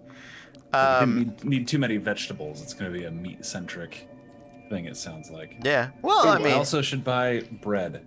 You should also, Bread. well, I don't Flour. know if Screebers Yeah. wants bread or if he wants flour. We flour. should definitely be careful about how we buy eggs. fresh baked And, bread. Fresh baked bread. Okay. And what about spices? You guys, I know Tauroth gave you some, but is that going to be enough for the small petting zoo that we have just purchased? He had Fair pounds. enough on the 2 pounds. Salt. Oh, okay. Yeah. We'll get through it Pounds of today. spices. You just need Okay. butter. And then then you're fine. should we knock off if a loaf of bread is 2 copper? Should we knock off like 2 gold? Ooh, that's a lot of bread. That's Sure. 2 gold Do you worth know of bread. how yeah, much? 2 gold yeah. worth of. Yeah. And, I'm just trying to Treasure do looks, the Treasure math looks on at how many Grizz. loaves of She's bread that like, is. I happen to be well off. We're good. Yeah, well, the last time he owed someone money, it turned into a life or death situation. I think it traumatized him. He's I consider myself rich and friends. Sorry, I consider my friends rich. That's what I meant to say. there. It is. Yes. Yeah. I mean, you're talking 5 loaves per silver and 10 silver per gold, so 50, 100 loaves in 2 Loaves of bread. in 2 gold, 100 loaves of bread. Let's drop another 5 gold and up the. I realized 2 pounds of mixed like vegetables. Yeah. 2 pounds is like No, it's not. It's nothing. yeah. Yeah. Let's You Up that, probably want that. 5 or 10, because yeah that with 5 gold that actually should bring us to 10 yeah. pounds. Okay. Yeah, an onion is a pound. Or, I go to Yeah. Publix and I'm like, oh look, an onion. That's a pound. Yep. I haven't mixed it. So, yeah, Okay. cool. Shopping is done. Nice. Yep. Right. I'll get to it. Rolls up his sleeves and just leads the ox out. I imagine there's an area we can butcher the animals. but- Absolutely. Yeah, you guys have. We've got Thozen in the back with his what was his forging apron, and Screebers is like, okay, go. I do not think. No, it doesn't matter. You got the apron on. Go. Screebers, Treasure just I, pulls up the axe. I can help if you want, but I don't know how much is going to stay intact I if we do it mean, this way. he's been learning how to leather work. It's so true, he's got a bit of knowledge about animals and shit. That's my throwaway side joke about Screebers making the PCs that are not immediately here do manual labor. They're staffing the. Yeah. Narvi, you Fable's work in hand- the back. You're not a server. You're in the prep, buddy. That's okay. Fable's handling our drelp. Saride, I would like you to make a persuasion check or a performance check, some sort of charisma-based check to drum up business for the food cart. Sorry, did you mean deride? Deride, yes. Apologies. It's just a 12. Well, Deride has advantage. Oh, Yeah, so. The smells beginning to emanate from. Ride got an 18. Yeah, she did. Ah. Sirach, what are so Deride? You're gonna put together not just a good amount of business for your first day, but the right kind of business. You get the trendsetters. You there? Inf- You're just drinking coffee and writing and staring into the distance? Do you perhaps have a food blog? I do. Phenomenal! We're opening a new food truck and we need exquisite palates to come and test our cebife. Is it grass-fed, cruelty-free? Yep, Awesome. absolutely. Hmm. Does it pair well with an IPA? It pairs well with all the letters. All right, if we do any more quotes, we're gonna get demonetized. So Yeah, Bob's Burgers Yeah. is going to come for that little interaction. that's it. That's it. Yeah, please, Fox, sue us. No, please. I mean, But Disney would get some advertisement off of. Fox would just misquote us. Sorry, apologies. So yeah, so you get the right kind of business. It's a busy prep day. It's a busy just getting the whole cart set up, getting it running. You know, having the food in there, getting the magical, I guess, freezers. I don't know what this cart costs, but you get the feeling when the Black King. In that instance, the Black King was very much Bob, and his artificers were Teddy. All right, who else doesn't want to defend the Empire? Me. All right, we're gonna rebuild the truck again. You know, like, so it is expensive. You have been told to keep it and keep it safe. This just became the One Ring of my campaign setting.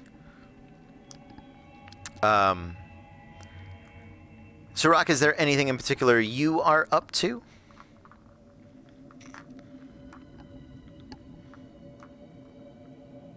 Yes, What are the chances I could get away with flying around here? You could, yeah. Make me I'll take survival or investigation check.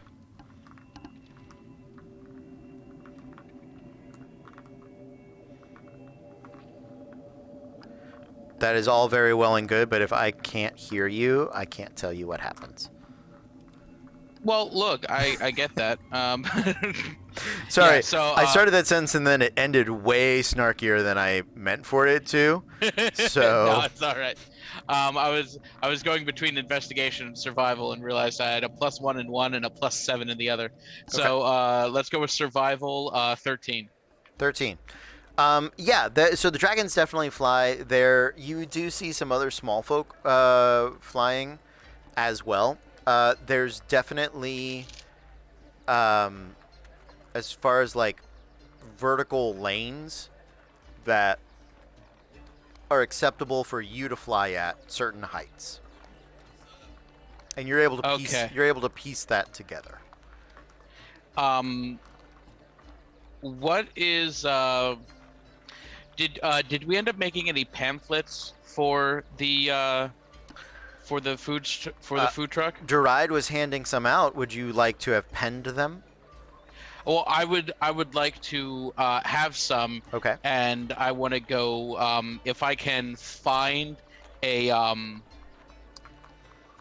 I don't know, yeah, a slightly more like affluent section of Draconopolis, and I kind of want to do a little bit of a flyer bomb.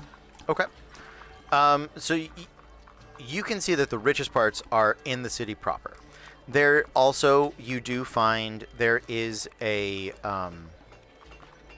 lightning rail that people take to ride into the city and out of the city. There are some wealthier neighborhoods, but it seems like there's more stratisfaction in the vertical sense than there is in the horizontal or locational. But I mean, there is some of that. But Okay, the people so- that dress most like dragons, these buildings are 4, 5, 6 stories tall and up to 10. right? We're talking like I guess more like a New York borough than Yeah. than a suburb, I suppose. Maybe they're not that tall just yet, but the ones that dress more like dragons tend to live on the upper portions of the buildings and have their own like sky walkways and stuff like that. I guess that's more inside the city, as what I thought. Please go So ahead. what I'd like to do is I'd like to take the lightning rail in, Okay. and then I'd like to like their version of 30th Street Station or Grand Central or whatever. Mhm, I'd like to get out, and I'd like to go to where the lightning rails are going back Okay. to where we are. Yeah. And I'd like to start handing out pamphlets there about this brand new food truck that's opened up, because those people leaving there probably have money. Nice. Yeah, absolutely. I would like you to make me some form of charisma check, persuasion, most likely. Oh boy. That is a 10 Okay. with a -1 for a 9. Ooh, nice. I'm very persuasive. You are very. Do you want some food? Who left this bird here? Watch out! Oh my lord! I don't know why they keep letting these birds in all over the place. I told them we had a problem with pigeons in the city. I don't know. It's really good. Don't make eye contact, honey. Don't make eye contact. Come on. I'll just can I sleight of hand one of them, like Sure. like one of the pamphlets into their pockets? Yeah, absolutely. Reverse pickpocket. Yeah, for reverse pickpocket. Sure, go for it. That'll be a 22. Yeah, you are much better at reverse pickpocketing. As people look away from you in an attempt not to have to sign your your petition, that you're able to just slip the flyer. Just $1 can help save a child. I'm so sorry, I don't have any gold pieces on me at the moment. Oh, where did this come from? So yeah, so Rock, nicely done. Are you still attuned to the rod? Staff, the I staff of Gyro. still currently am. Yes. Nice. When you get into the city, and you've been feeling the pull of the direction in the last 2 days, maybe a little odd. When you get into the city, Eric, I'm going to give you a choice. The next piece of the staff can either be below the city of Draconopolis somewhere, or it can be above it.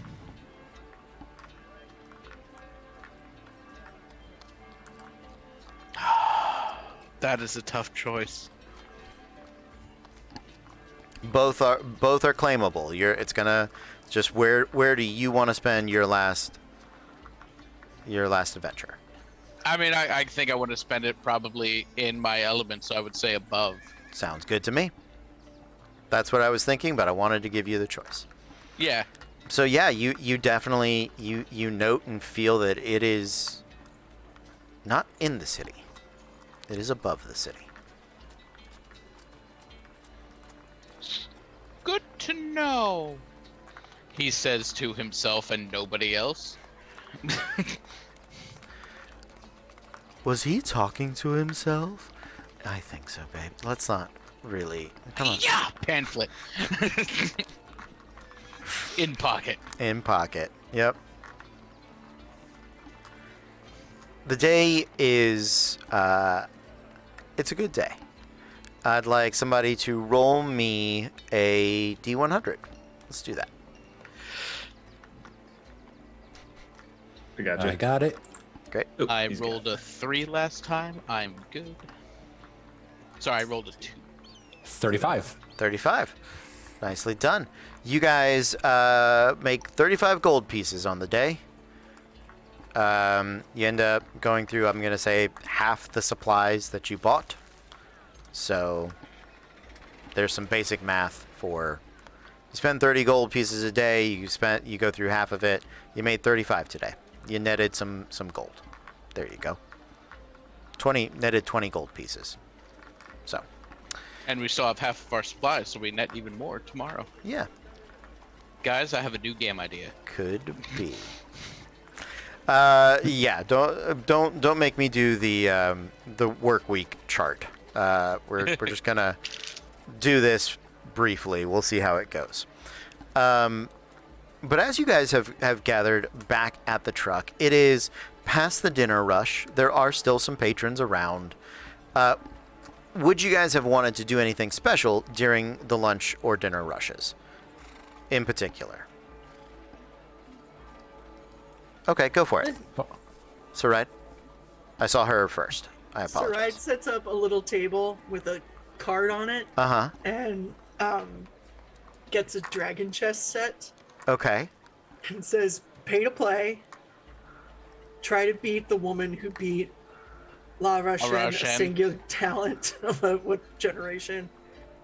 Okay. All right. Did you She's bring alive now. your chess set with you? No, I don't have. They still, the goblins still have it. Oh, the goblins still have part of it, don't they? Yeah.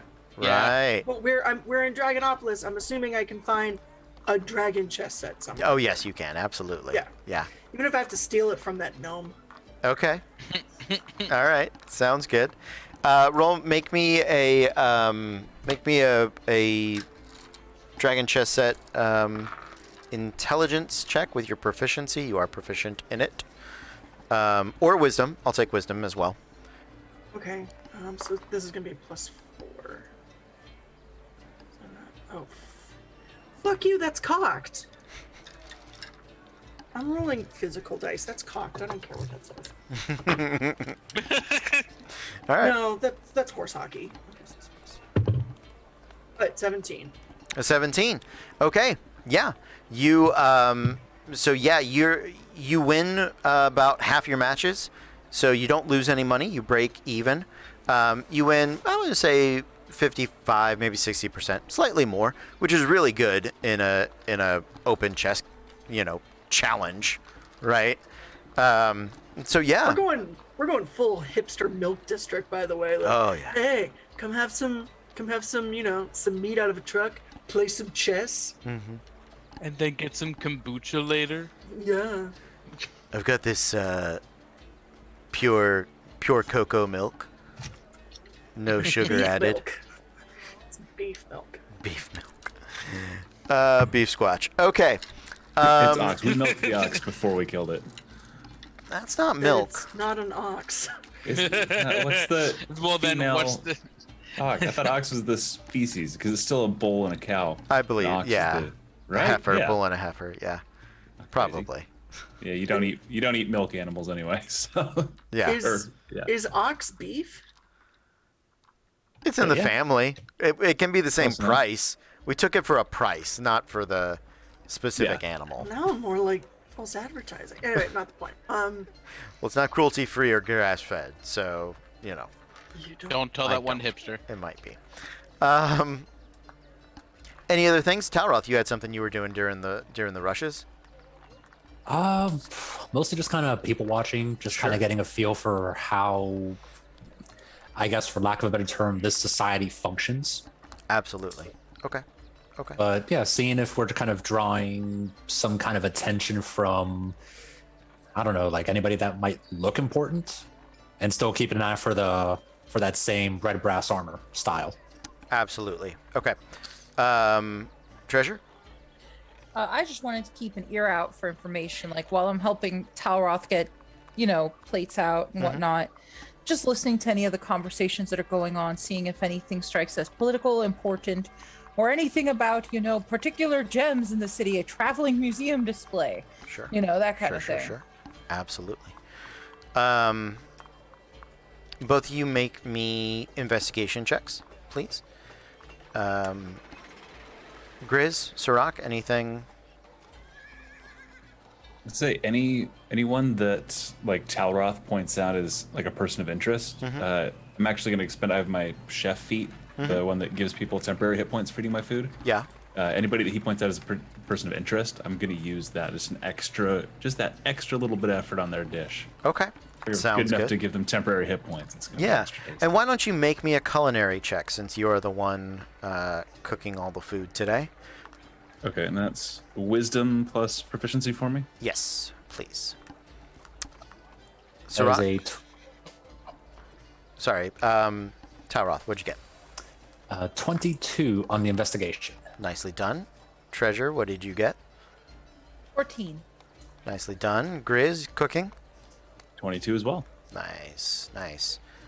Sirach, was there anything special you were doing during the food service times? No, not necessarily. Okay, sounds good. I keep looking up just to see what I can feel.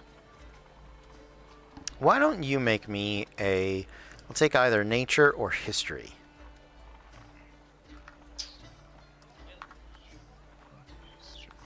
Let's see if Professor Treasure is rubbed off on me at all. Let's find out. There we go. 12 plus 1, 13. I'll give you a fair chance. Okay. So, Talroth. What about the society in specific would you like me to answer for you? At least at this point, just because it's such a new city and just dynamic. Yeah. Mostly just trying to, just kind of like what I was doing with Cardian, where I just wanted to try to blend in. Mm-hmm. So just kind of make it seem like I belong here without having to try to stealth or hide or anything like that. Like hiding in Sure. plain sight. Sure. Your social stealth is not amazing in this, mostly for dress purposes. You don't look the part of a local. You get the feeling that outsiders are a fine novelty. People don't dislike you, but there is no.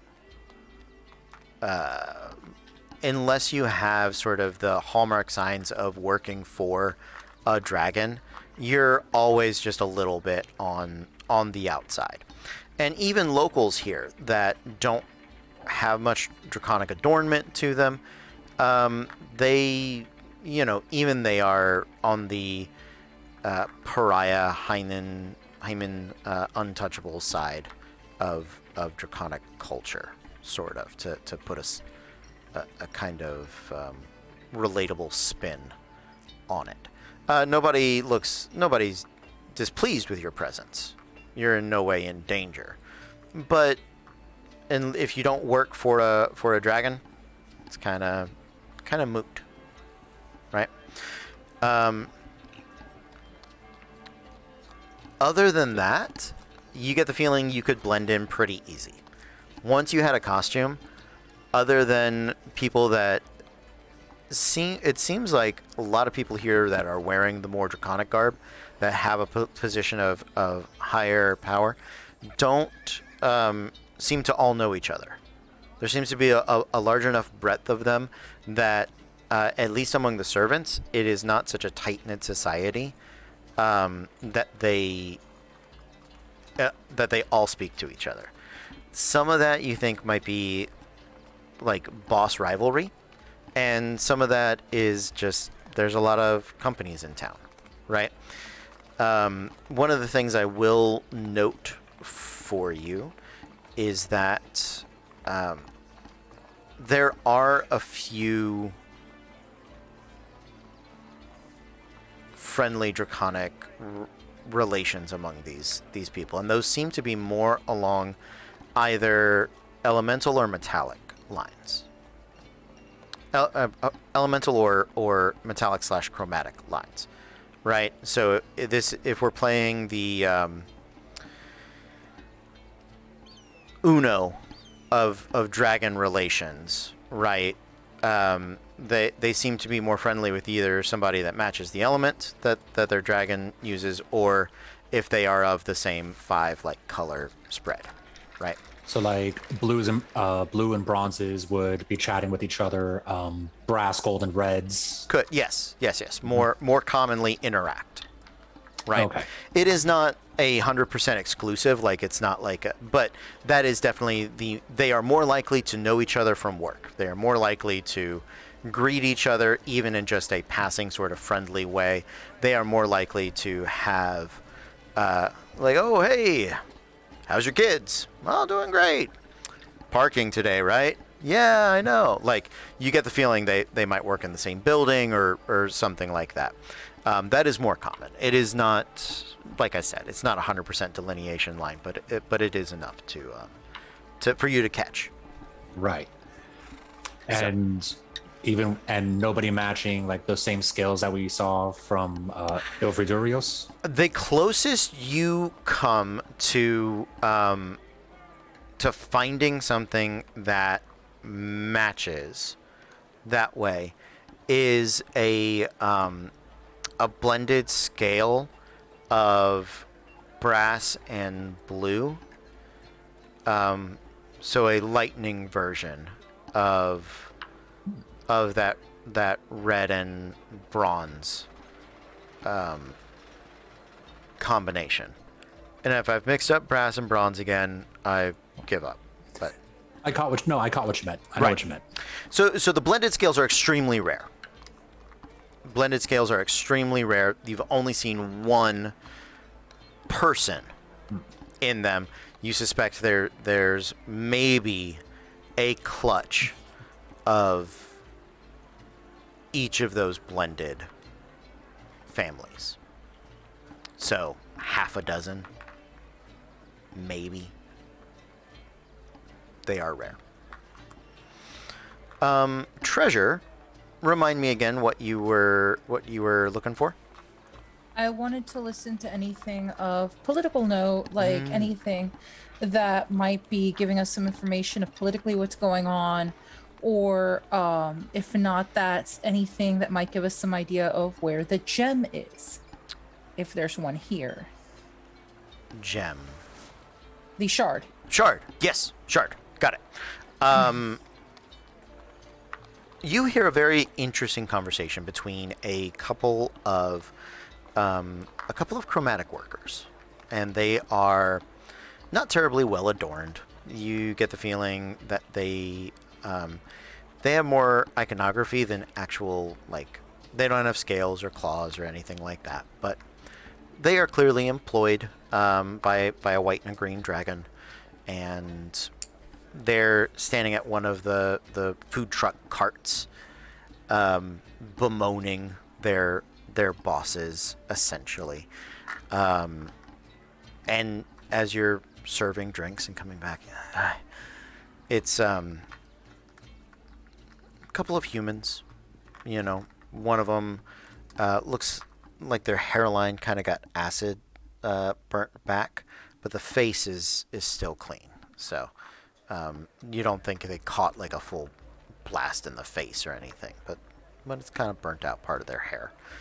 They've taken the scar and done the comb over the rest of the way. He's one sort of listening to his friend, this sort of long hair, plait braided, fairly muscular woman. Made me do it again. That damned lizard. I've told him every time. Running through that neighborhood is practically a death sentence. Doesn't care, though. That's the place that has the good scale combs. And I try to buy them in bulk, but the bastard won't sell them to me. I understand your problem. These Dragonfirst people are more and more just spreading their sickness throughout the town. I don't know what they're going to do about it.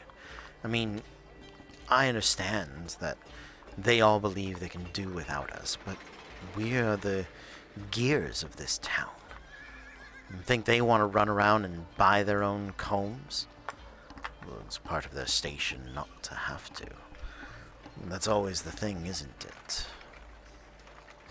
Those that can afford help enjoy it, and those that can't envy it. And they can't steal it. they'll destroy it. Imagine having to wait 10 centuries before you were able to, I don't know, get a promotion. I know, they live so damn long. I don't envy the elves. Are you kidding me? 7 centuries of servitude? No. I'll stick with my delightfully short few decades. Take my scars and my gold. Wish my kids good luck. And they can kiss me off to sleep. Like your kids would kiss you. Too ugly and too mean. Well, yeah, you're not wrong.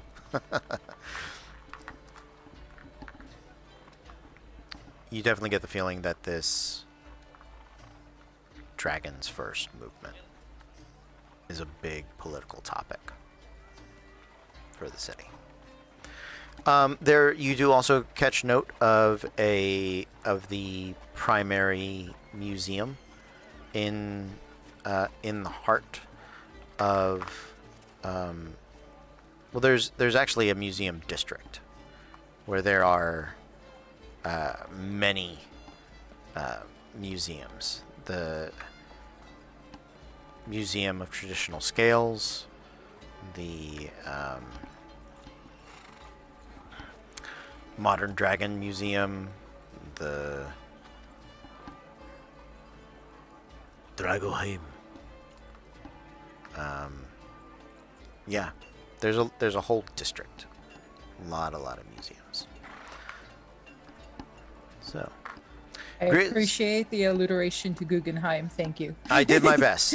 I did my best. Yeah, I tried natural history and modern art.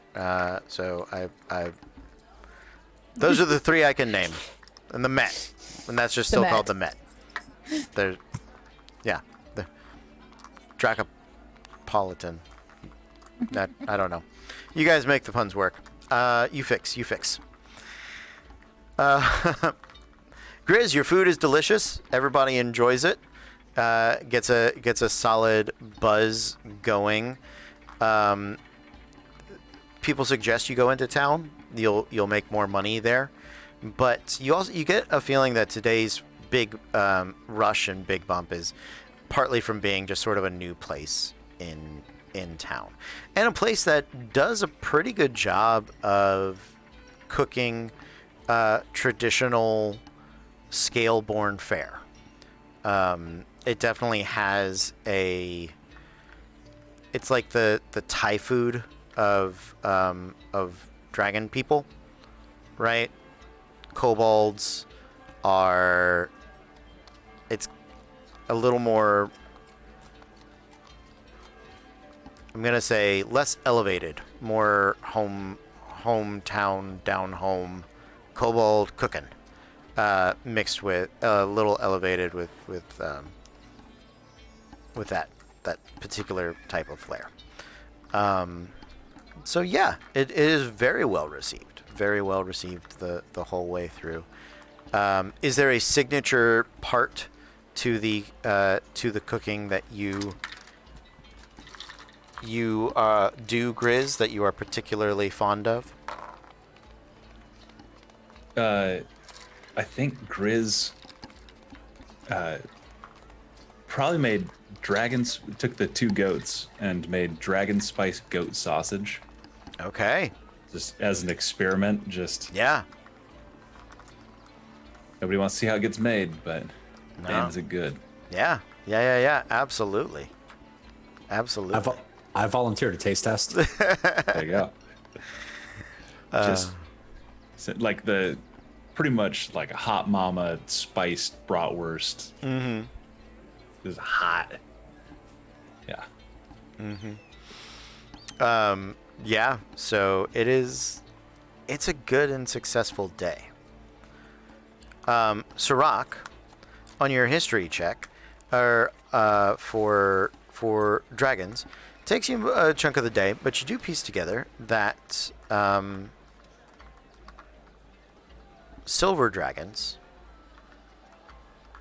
of renown and repute make their home in clouds. Set their layers in clouds. Okay. Cool.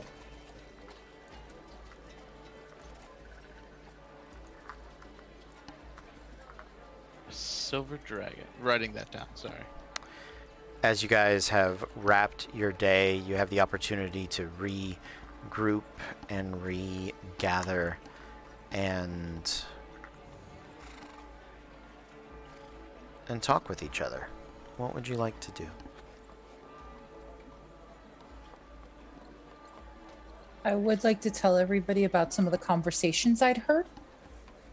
Like that conversation that I'd heard regarding the Dragon's First movement. Because that's obviously clearly important. It seems to be a growing movement. I'd also like to talk about the museum district. Actually, now that you mention it, this nice old little gnome that I was playing some chess with earlier mentioned something about that Dragon's First movement. Yeah, there was two of the workers. One seemed to be a green worker and one a white worker. Did not have nice things to say about it. They mentioned a particular district where it was getting much harder to just shop. Like more dangerous in general. So aside from that being, something big here in the city, it could also be a problem for us just maneuvering about. So I definitely would like to get the idea of where that is. Yeah, maybe if they got some kind of, I don't know, some kind of symbol or logo to kind of identify them easier. Might make it a bit quicker to not get in their way. Yeah, that's kind of what I prefer. Also, on the note of the museum, I was thinking a museum or something like that might be exactly where we need to look for that shard piece. Wouldn't you guys think? It's not a bad thought. I mean, I could be completely wrong and it could be in somebody's bathtub, but just throwing it out there. So, speaking of the shard piece, when I went inside to the city, I happened to get a feeling of the shard piece, and I wasn't getting like a north, south, east, and west. I was getting an up. You mean like up in the sky? Yeah, like just up. Huh. So there's a chance it might be. Well, there's a chance it might just be up. Well, do you know if it was like just straight up from where we are? Or was it kind of like at an angle, like a 24 or 25 degree? I mean, just try to get our bearings a bit. So from where I was in the central station, it was exactly. Cody. You pointed out. Make a survival check with advantage. Survival with advantage.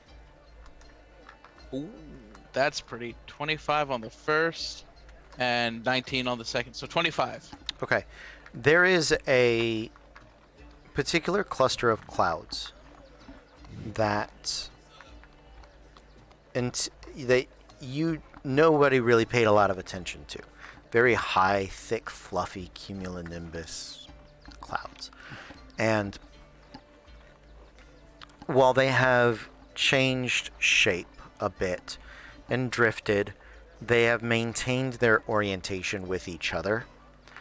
And you are pretty convinced that those clouds are where, maybe not where the piece is probably there, feels like, but at the very least, those are the clouds where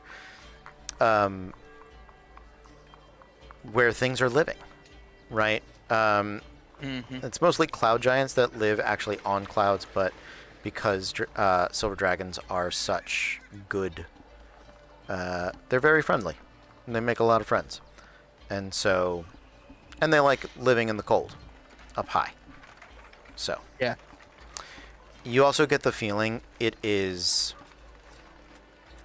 I mean, it's a hell of a power play.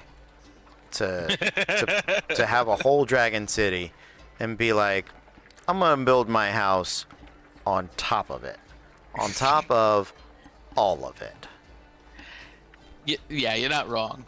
right? That's what we saw So- flying around earlier, was just them swinging their dicks. It wasn't even them. It was just straight just hanging. So I'll share that information about the clouds that aren't moving, and about how I heard that that's where the silver dragons, the platinum dragons, live. Silver. Silver, yes. No And plat. that's kind of where it was coming from up there, with the platinum dragons. Oh, that narrows that down then. I guess that leads to another question, because you have a pretty easy answer for yourself, but how do we make it up to the clouds? I mean, I've been studying the traffic patterns here in the sky, and I don't even think I'd have an easy time. I think like past a certain level, I would get. I mean, whatever this place's equivalent of getting pulled over is, but I'd get pulled over. So we need to make friends with the silver dragon then. Yes. Screamers, I think we need to rework our menu to be more in line with specifically a Silver Dragon's palette, see if we can earn ourselves an invite. Silver dragon, huh? Okay. I'll see what I can do. Tailor Right. the menu a little bit, and then I think it was mentioned heading farther into town, make more money, probably more powerful friends. Is bacon ice cream a thing we can make? Did you say bacon ice cream? Well, yeah, it's meat, but also cold. That works, right? I don't care if I have to pull another all-nighter, we're gonna make this work. Grizz, you need to sleep. I'm thinking like a bourbon maple ice cream with bacon. Sleeps for the week. Oh my lord. I'll make the coffee. I just hear Grizz going, "You son of a bitch, I'm in." You son of a bitch. I'm in. Dry goes back to washing blood off of those apron. He got a bib. He's gonna need a new one. Is there anything else you guys would like to do before turning in for the night? Sail up all night trying to make bourbon maple bacon ice cream. All right. Yeah. Make me a culinary check. Intelligence based this time though. Okay, that's okay. 22 again. Hey. Plus 7. All right. Yeah. Yeah. You get the feeling you've got a good solid base. You think it's not consistent yet, but it's good. When it comes out right, it comes out real right. Yeah. The only other thing I would probably do is double check where we have that scale armor and that draconic cloak. If it's in one of the bags. It can be in whichever bag you want it to be in, and you make sure that it is there. Just let me know where you want to put it. Because I think Stitch has the haversack, and who has the Yes. bag of holding? Sarad. Okay. Awesome.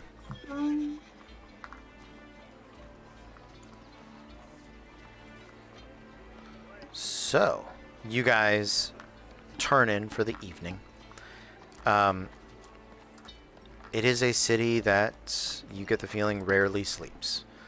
It's only in the weeest hours of the morning, in the pre-dawn, when peace, or something close to it, settles over the town of Draconopolis. Work begins early in the morning. The lightning rails crack to life with a thunderous boom. And the day begins again. You all have gathered up your supplies and prepped for a travel into the town. Taking the cart, the food truck in is going to be half your day, right? Takes a while to get in. There's traffic, there's patterns, there's roadblocks, there's road work. As you guys are doing that, why don't you all make me perception checks?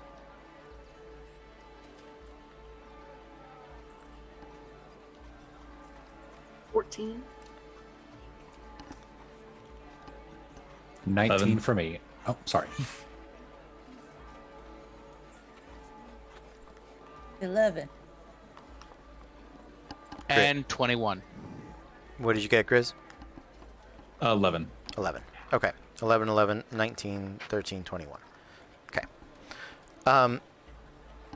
As you guys are making your way throughout the city, you are, in fact, able to identify certain markers that seem to be dictating a chunk of the flow of traffic. There are graffiti marks of, or just legitimate markings of either like claws having been cut into a building, or of like on the corners, like fang bites, deep fang bites, or graffiti to that effect.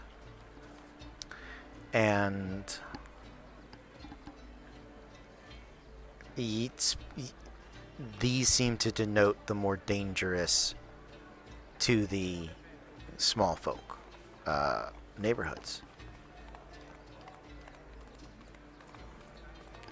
You make your way into the heart of Draconopolis, its buildings stretching into the sky.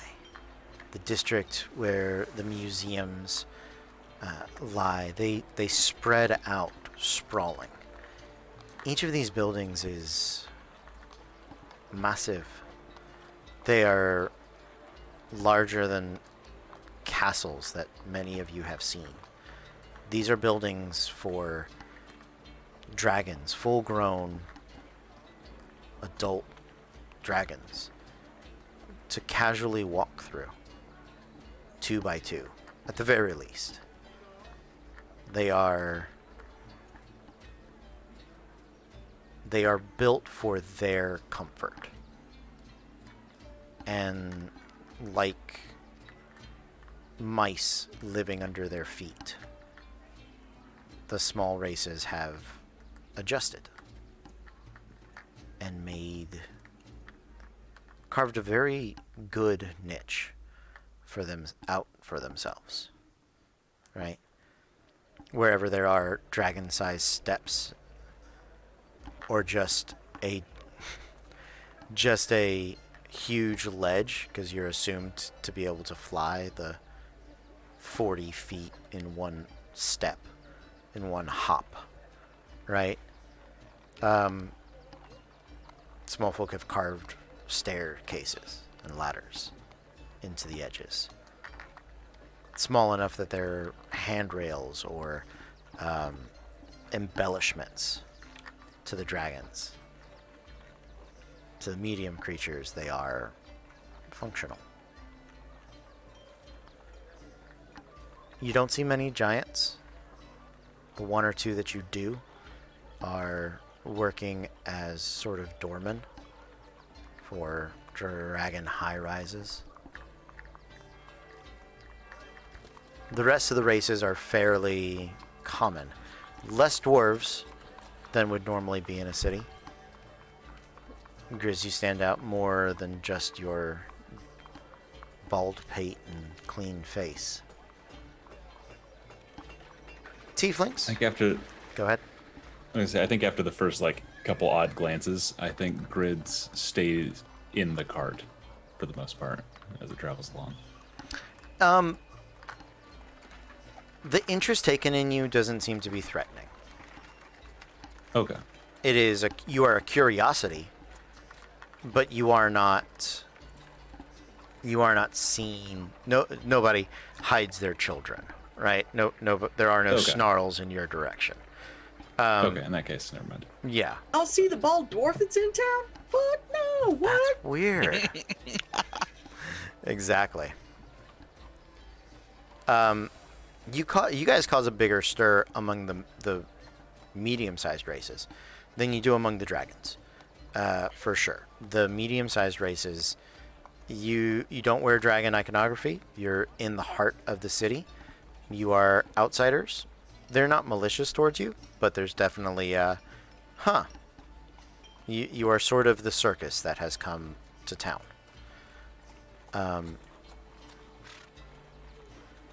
It is 10:40.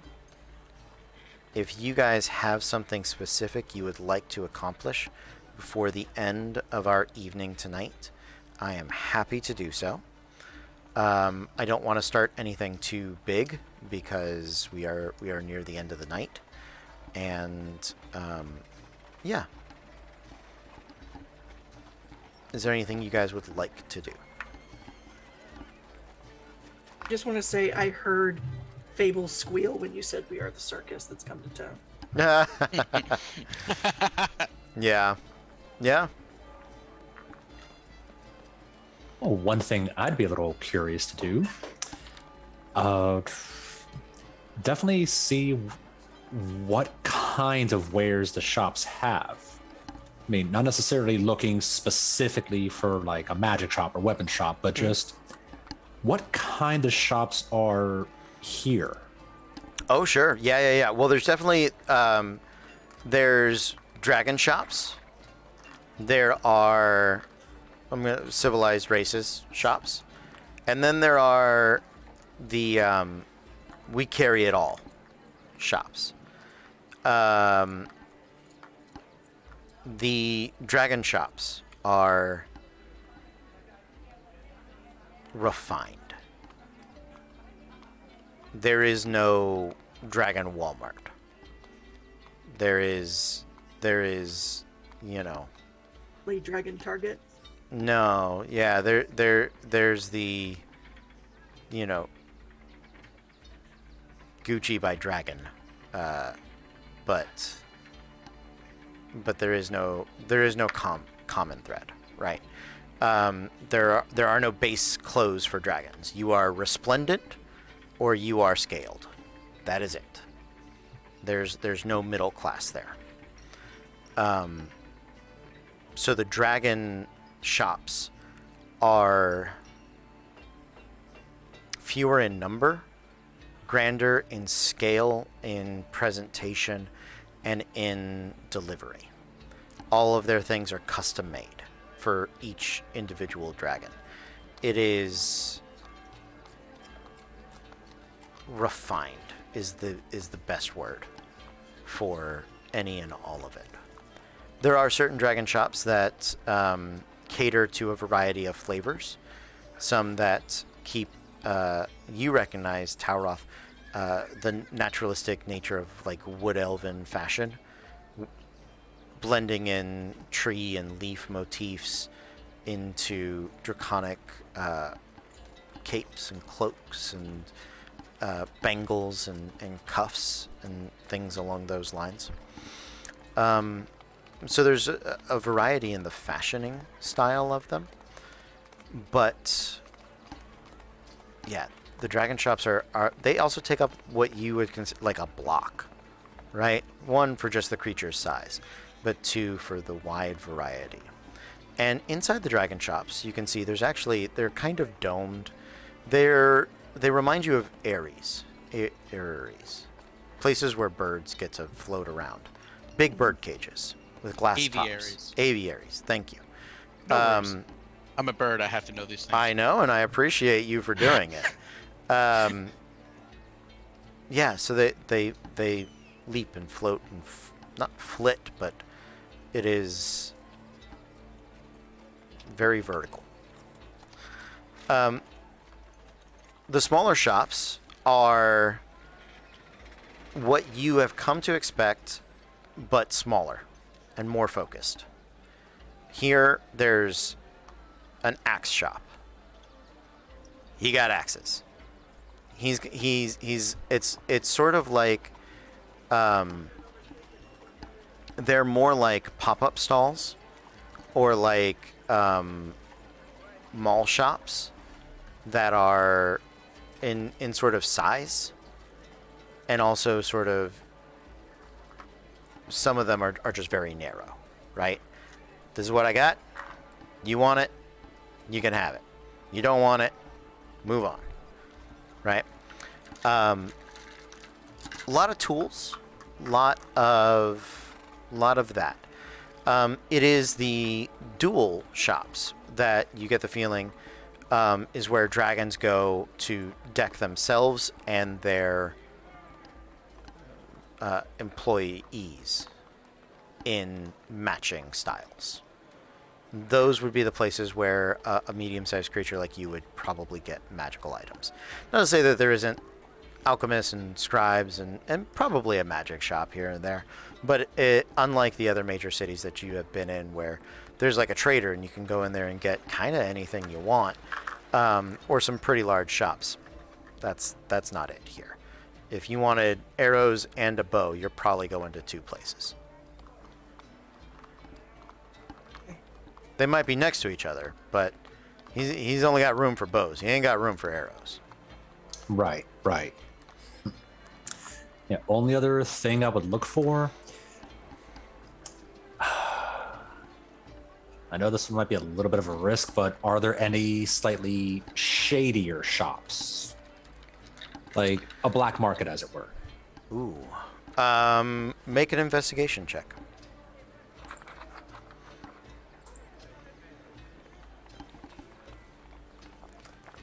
$19.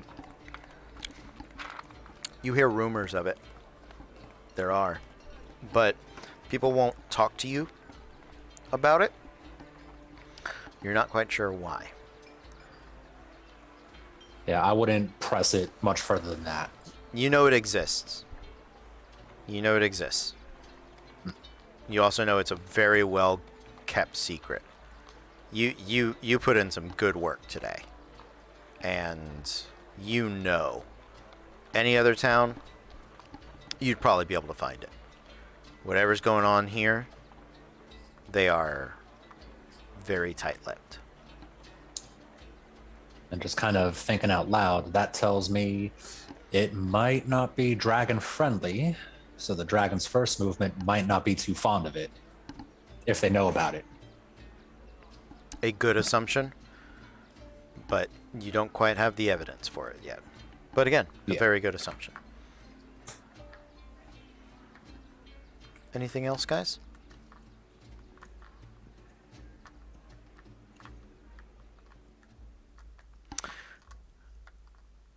I would like Megan, Kez, Eric, and Andrew, like each of you to roll me a d20. Add your best mental stat to it.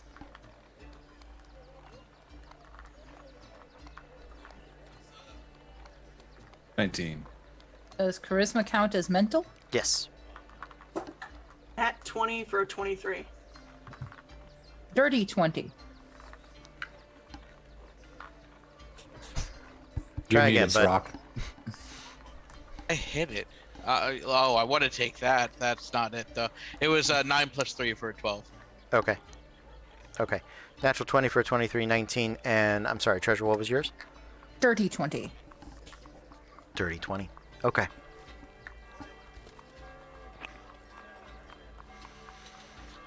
You guys pick up a couple of other pieces of information for you to work through to next week. And you can decide how you want to go about it.